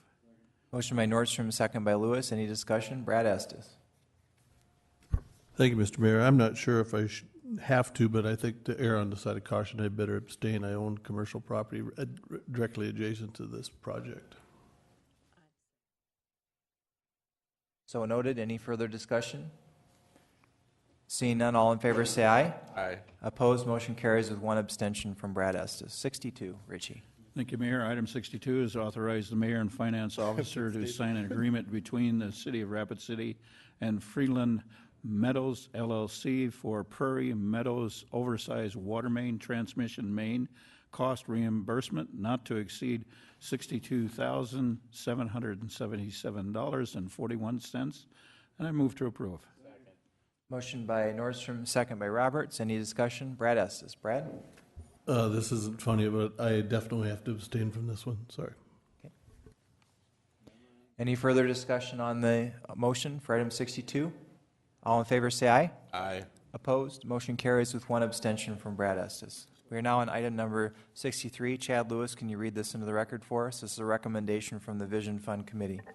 Item number 63 is to approve additional $510,000 funding for the 2013 for the ASA softball project and reallocation of $510,000 for downtown parking ramp from project from 2013 to 2014. I move approval. Motion by Lewis, second by Roberts for approval of item number 63. Any discussion? Jerry Wright. I have no problem with the issue, but the one thing I am getting concerned about is keeping track of, and if Amanda was here, she'd ask for it, but I'll do it real quick. We need a scoreboard on how we're moving this money around, not only from CIP, but Vision and everything else, and I'd like to see that as soon as possible so we don't mess up and over-obligate or do something wrong. Got a fair request, and I'd say as soon as possible. I don't want to give a time frame because I don't know what the workload is, but. Do we have this already, Pauline? Thank you, Mayor. I've already updated the vision spreadsheet, and so I could email that out. I don't have it for all of the funds, but I do have it for the vision one. Okay. Could we go ahead and send it out, and then also when the bids come back, that we have that information linked as well? The bids are the next item. Okay. Very good. Any further discussion? Bonnie Peterson. Thank you, Mayor. I have a question for Pauline, please. Pauline, are you comfortable with moving this money out of the parking ramp? Could it be removed if by chance they got their tax credit? I don't think that we can reduce in total the amount for the parking ramp project because it is way more than the $2.8 million that has been budgeted out of the Vision Fund. As far as taking it from there in 2013, I don't foresee that as a problem based on the information that Mr. Shaffey shared at the Vision meeting, because it will be restored again in the 2014 calendar year. And my understanding is that's when they should know more if the tax credits are coming or not. Okay. Well, if you're comfortable with it, then I am. Thank you. Any further discussion on the motion? Everyone understands it? All in favor say aye. Aye. Opposed? Motion carries. Item 64. Pauline.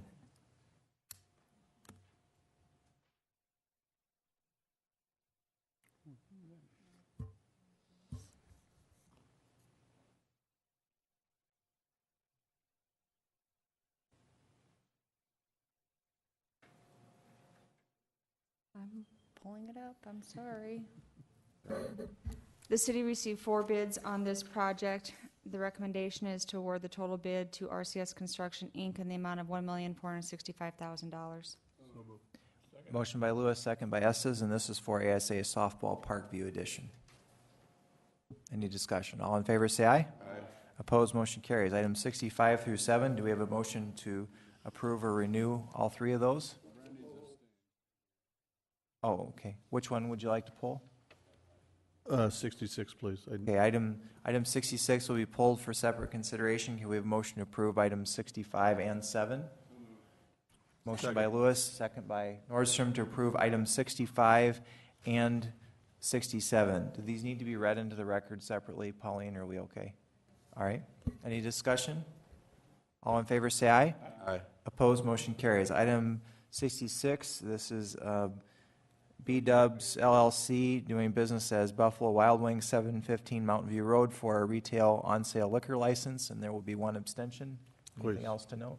All right. We have a motion to approve. So moved. Motion by Wright, second by Nordstrom for approval of 66 with 1 abstention. All in favor say aye. Aye.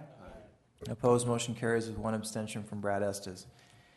We are now on item number 67A. This is a resolution. The number hasn't been assigned, but it will later this week, and the title is Winter Storm Disaster Declaration for the City of Rapid City.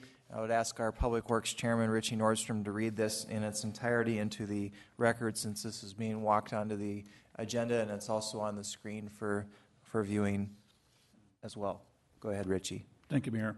Whereas beginning on October 4th, 2013, Rapid City, Pennington County, and the entire Black Hills region were hit by a severe winter storm consisting of heavy snow and high winds, and whereas due to the nature of the storm, heavy damage was caused to the region's power system, critical infrastructure, trees, livestock, and homes, and whereas more than 18,000 homes in the area have been without power and in many cases heat during this time period, and whereas the storm uprooted and severely damaged thousands of trees in the city, and the damage will require extensive debris removal, and whereas the city also experienced difficult traveling conditions, road closures, structure fires, a significant increase in the number of 911 calls, long-term closures of business, schools, and government offices, and damage to city equipment.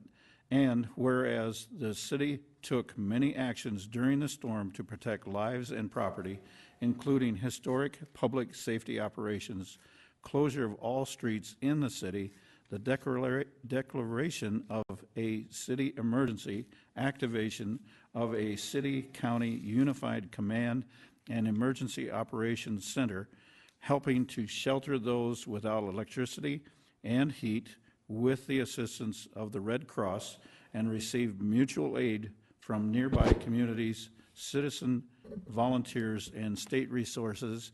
And whereas the recovery and debris removal will require several weeks and substantial resources to return the community back to normal.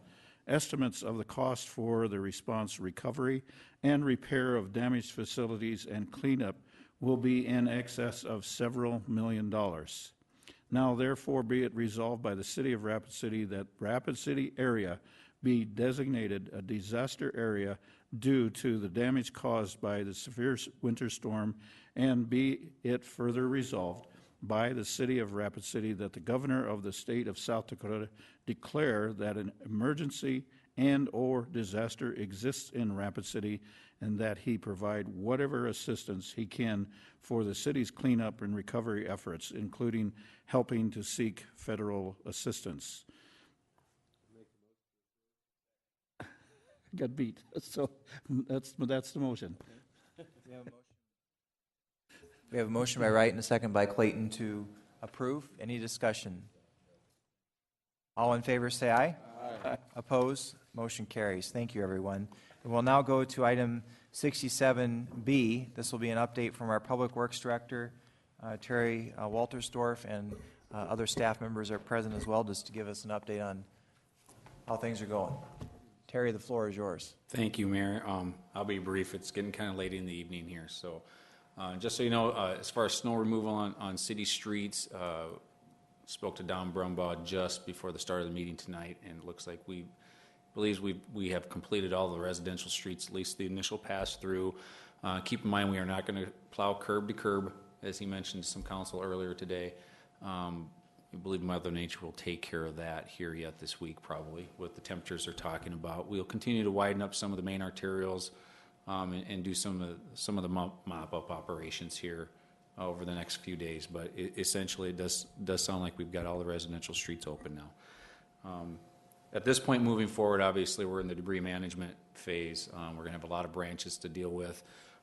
We did officially make the decision today that we're going to have 3 drop-off sites. We had talked about some additional drop-off sites. Our concern is having the staff and the equipment to properly take care of the immense amount of brush that we're going to have. So we elected to keep it down to 3 sites. So the 3 sites that we're going to be utilizing is the Fitzgerald site, which is our normal drop-off site, although we are using the overflow parking instead of the normal drop-off area. Anybody over in that area, it's going to be pretty obvious. Just look for the mountain of branches that already started piling up today. We'll use the Fairmont site, which is a normal drop-off site. There's additional parking right adjacent to our normal drop-off site. We will use both locations there. And in lieu of using our normal drop-off site up on Anamosa and West Boulevard, we are going to use the easternmost overflow parking lot of the Civic Center down on New York Street across from the Boys Club. That's a large parking area. We're going to have a huge amount of brush to deal with. We need to have the proper staff and loaders down there. We'll probably grind that material in place before hauling it off.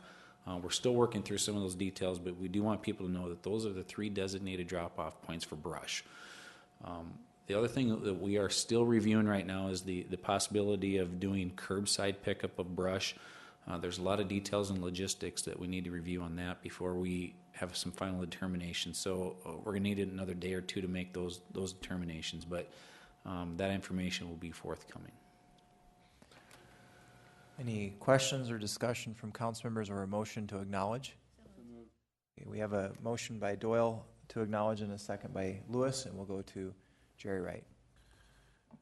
I think I'm speaking for the council. We support you. Keep us posted, and we can meet as needed. I know there's going to be probably needs for expenditure of funds and contracts in the near future, and I think we may need to be prepared to meet maybe on a shorter notice than 2 or 4 weeks ahead of schedule. So just ask our fellow members of council to be prepared for that. And I very much appreciated everybody that could make it today that came down and got an update from both police and fire and public works. It's very helpful. And I too do encourage the development or processing of the option of curbside, because I've had several calls. People simply do not have pickups. They simply don't have the means of processing. And I encourage you to work on that. And then just the perspective, and Terry and I, and Mark and I, or Carl and I talked about yesterday, what are we going to do with the product when we're done with it? And a lot of details, and we'll work together. Thank you. Okay. We have 6 lights. We'll go to Richie Nordstrom. Wow, first up, thank you, Mayor.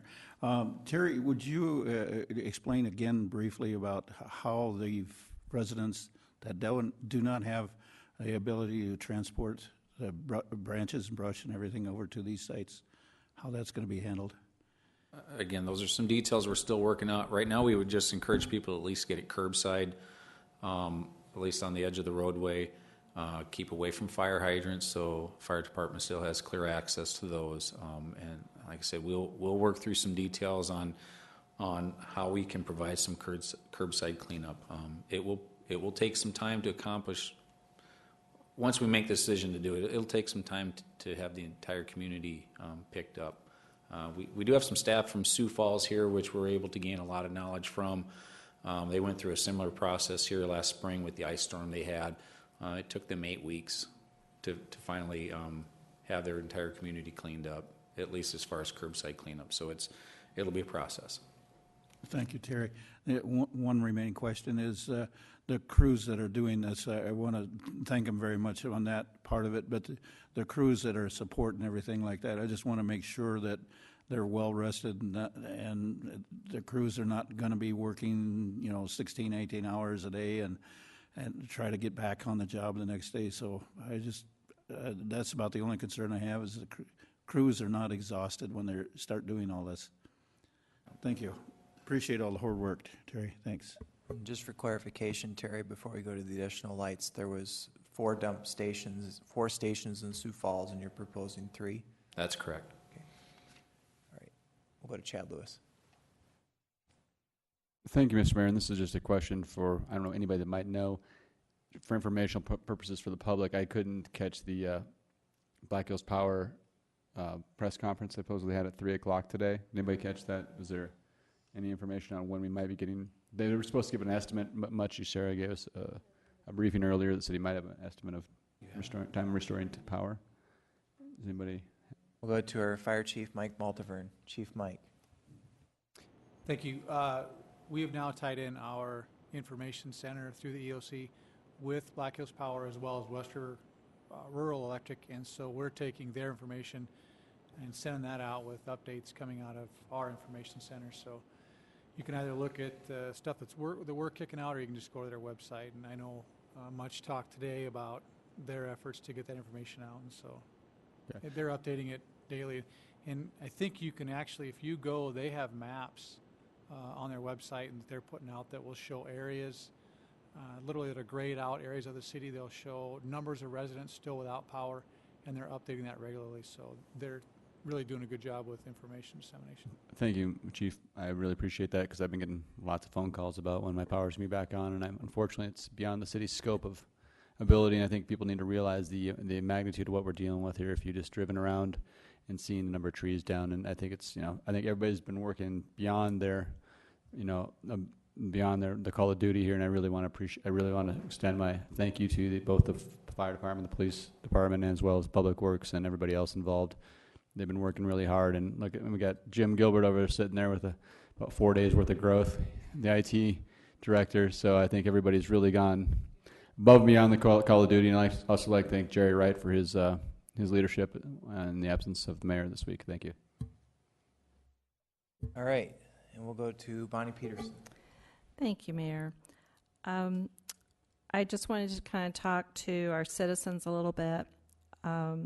Earlier today, there were comments about people being frustrated about lack of communication. And what happened is that we were putting out communication as best we could, but oftentimes websites were down, radio stations, the newspaper, all of the information was a day late. Even getting email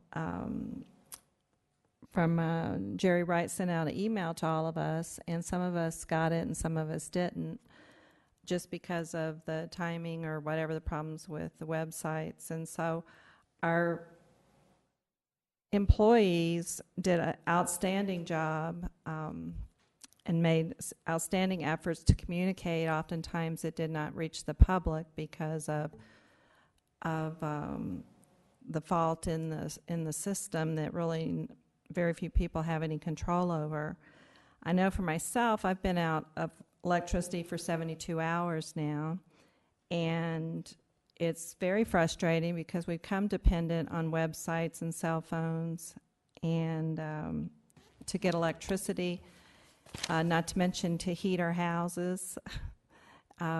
We have our thing at our house is make sure you have your blanket when you come to the dinner table to keep warm.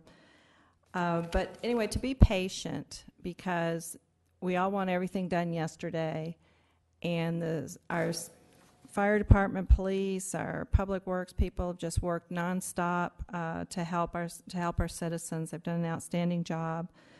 But just to be safe and be cautious, and please, you older gentlemen out there that want to get up on your roof to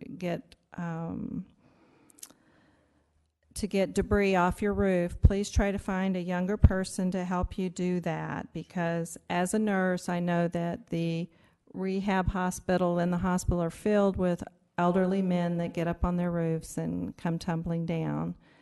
And it'll bring a lot of misery to you, so do be cautious with that. And anyway, again, I want to thank all of our staff for all of their help. Brad Estes.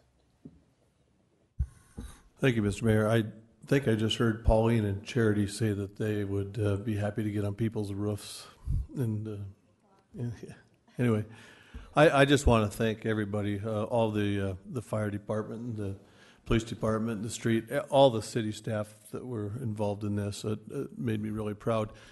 You know, and today during Chief's update, I mean, he admitted, you know, I think they learned a lot of things from this, and they'll sit down when the time comes and be better prepared for the next one. But I think they did a heck of a job on this, and for the storm that we had, especially given the warning and the time.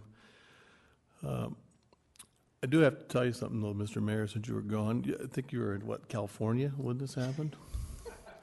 And I hate to be a tattletale, but while you were gone, there were cows downtown on Main Street. There were black cows, and I think that kind of a secret, and I don't know who approved it, but I actually think that the firemen and the police officers were having a rodeo downtown during that blizzard, because there were, and did they lose one? There was one lone sheep. I'm not, yeah, let's not talk about the sheep, but there were actually cows grazing across the Main and St. Joe. So, yeah, no, it wasn't wool. Thanks, and thanks again for everything. Thank you, and I would like to mention that I think we have a great team. I think things worked out, all things considered, and the process is still evolving. There's a lot of work to do, but I left town when the weather was nice 2 days before the storm hit, and then the storm hit. Couldn't have gotten back even if I'd been able to, and there was no way to get back. But Jerry Wright and I were in close contact, as I was with many of you, and of course with staff. And I think things are moving in the right direction. So I think when the dust settles, I think we need to look at our communications process and procedures. I think we can learn a lot from how this was handled, and I think that there's still more lessons to be learned, but I think the process overall is going well, and it's a matter at this point of getting the message out. We do have the city's information line has been up and running for several days, and that's actually it's been up and running all along, but many of the city departments are forwarding their numbers to the information line so that information could be disseminated to the public during the aftermath of the storm, and that information is also available on the city website. So even if you didn't have electricity, but if you had dial tone or a cell phone, you could still at least try to get some information by dialing the information line, which is 394-9300, or you can call the mayor's office number and press option 1, I believe. So thank you very much. We'll go to Charity Doyle. Thank you, Mr. Mayor. One thing I'm hoping John McLaughlin is listening over there. I've had a couple people say that since the weather's so nice, the kids are out and about without school. They're having a heyday with all of these fallen branches. Some of them aren't quite disconnected from the tree yet. They're hanging, but they're still playing in there. So if you wouldn't mind just kind of putting out a little PSA real quick on, yeah, children in the debris is probably not a good idea. And then and power lines. Yes, I would hope that parents would teach their children not to play with power lines. And I do want to say that, Jerry Wright, you did handle this very admirably. It wasn't, you know, most of the people on the council weren't going to bog down our public safety or public works officers' phones with questions or comments. So we really relied on one person to keep us up to date, and I appreciate everything that you did. And it wasn't just keeping the council included. I mean, Jerry really thought big picture and brought everybody into the fold that needed to be to be in. And I mean, you never know what you're going to get, and I think trial by fire, and you handled it well. Thank you. Thank you, Charity, and we'll go to Bill Clayton. Bill? Thank you, Mr. Mayor. It's getting late, and I'll keep this short speech. Kudos to everyone. I was really impressed at the meeting today to hear the depth and the breadth of the coverage, the frustrations. And out of that, you know, and Chief Mike talked about it, have a plan, execute the plan, and then after you execute the plan, look at where the deficiencies are and then adjust. And I think just as important, you know, Chief Mike and Chief Steve, you know, for our citizens, you know, I'm hearing lots of stories about people who got caught, pardon the expression, with their pants down. You know, most of us have lived in South Dakota for a long time, and there are people who just simply didn't have a plan, and if they did, they found that their plan was inadequate. So I think we as a city staff need to find a way, not only for our emergency plans, but it might be prudent that we come up with a suggested plan for the average citizen. You know, we heard about people who lost power and they drink their water out of a well. Well, the power went down, the well went down. You know, people without heat, people frantic because they just didn't know what to do and because they hadn't thought it out. So I think there was adequate warning about the magnitude of this storm as it began to come in. We talked a little bit today about bosses who didn't let people off in time. They got stranded on the way home. So there are some things that need to change, not only for, you know, us as a city and a city staff and first responders, but for the average citizen in their home to make sure that, you know, they can get holed up, you know, for a couple of days and not perish in the problem. Terry, and forgive me, and not that you're last, but I did have a couple of questions. I understood you to say that of the 3 drop-off sites, we're going to have staff on site to direct that operation. Is that right? That's correct. We will have to have staff there. They'll be open during normal daylight hours. Okay. And we will have staff. We'll have loader there. We'll have hopefully people directing traffic. So we're still working through some of the fine details. We expect this weekend we'll be extremely busy at those drop-off sites. So Okay. people, please be patient.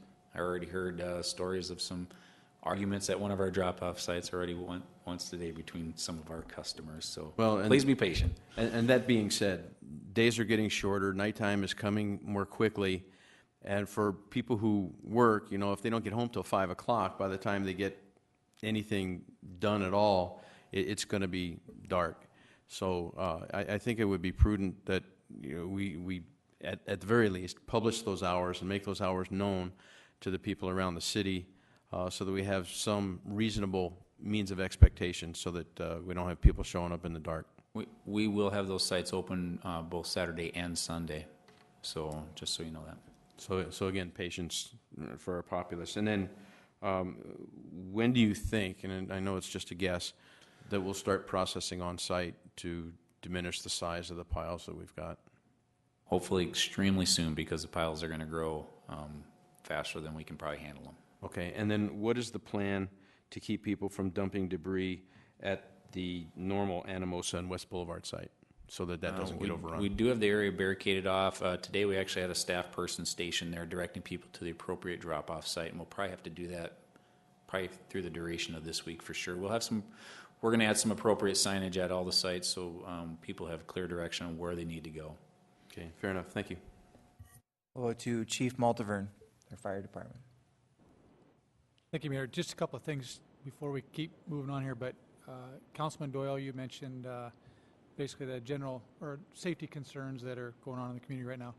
All those information pieces that are coming out from Police and Fire and now Public Works are all followed up. The bottom of that press release is full of basically a general safety message that talks about electrocution hazards, hazard trees that are partially broken and could fall, staying off your roofs.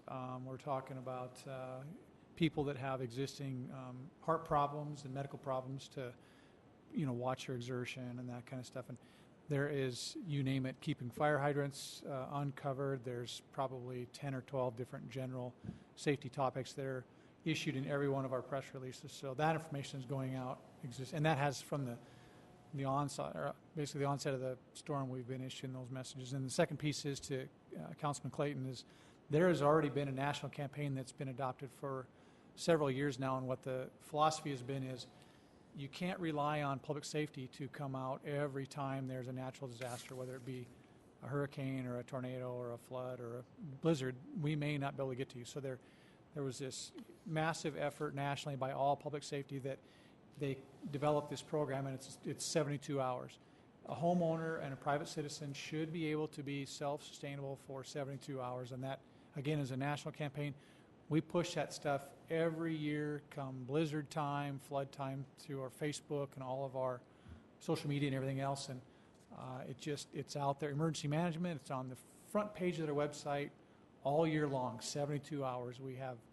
I can give you cases of flyers that we hand out in every event that we go to around the community. We hand that stuff out, and people just don't pay attention. So, complacency. Thank you. Any further discussion? Okay. We have a motion for acknowledgement of the report. We already had a motion. We don't need another one. Bonnie, did you want to speak? Are we good? Can we? I just thought maybe one thing that we could do to help that 72-hour preparedness is that when we have people come up to talk to the dais, that we ask them if they're personally prepared for 72 hours when they identify themselves. Because then, we would hear it all the time in the community. Okay. Let's proceed to a vote. Any Any further discussion? All in favor, say aye. Aye. Opposed, motion carries. We're now on public hearing items 68 and 9. I do not have any speaker request forms for those items. Public hearing is now closed. We have a motion to approve item number 68.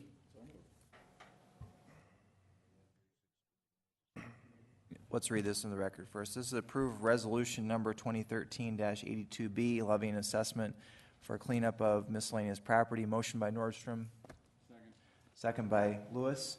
Any discussion on item 68? All in favor say aye. Aye. Opposed, motion carries.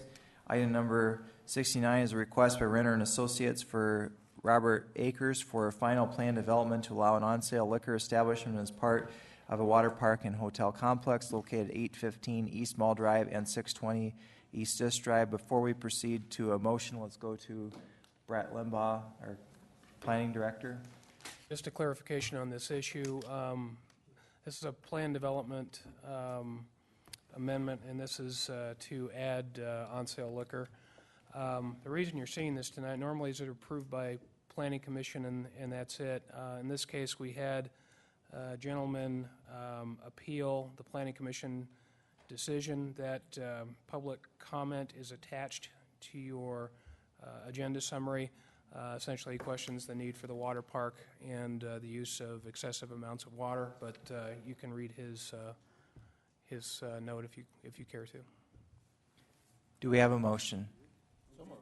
We have a motion by Nordstrom and a second by Roberts to approve item number 69. Any discussion? Bonnie Peterson. Bonnie?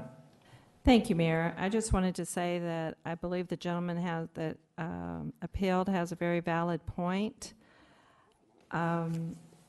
about water conservation, and really he's pointing out to us how we should be acting as opposed to how we do act. And so anyway, I just don't think we're ready for that at this time, but I do think he has a valid point. Thank you. Chad Lewis. Thank you, Mr. Mayor. I had no intention of speaking on the subject. However, I will like to point out to the public that it's in the best interest of the owners of these kind of resorts to conserve as much water as they possibly can. It's they recycle it and then they treat it, so it's not like they're wasting a lot of water. Just putting that out there. Richie Nordstrom. Thank you, Mayor. We talked a little bit about this at Public Works Committee. The issue was brought up, and maybe Terry wants to clarify a little bit further, but we're also prepared to handle this through the wastewater. When they do the discharges, they have to meet some stipulations that they have to be for the discharge as well, and the makeup. Terry, do you any additional comments?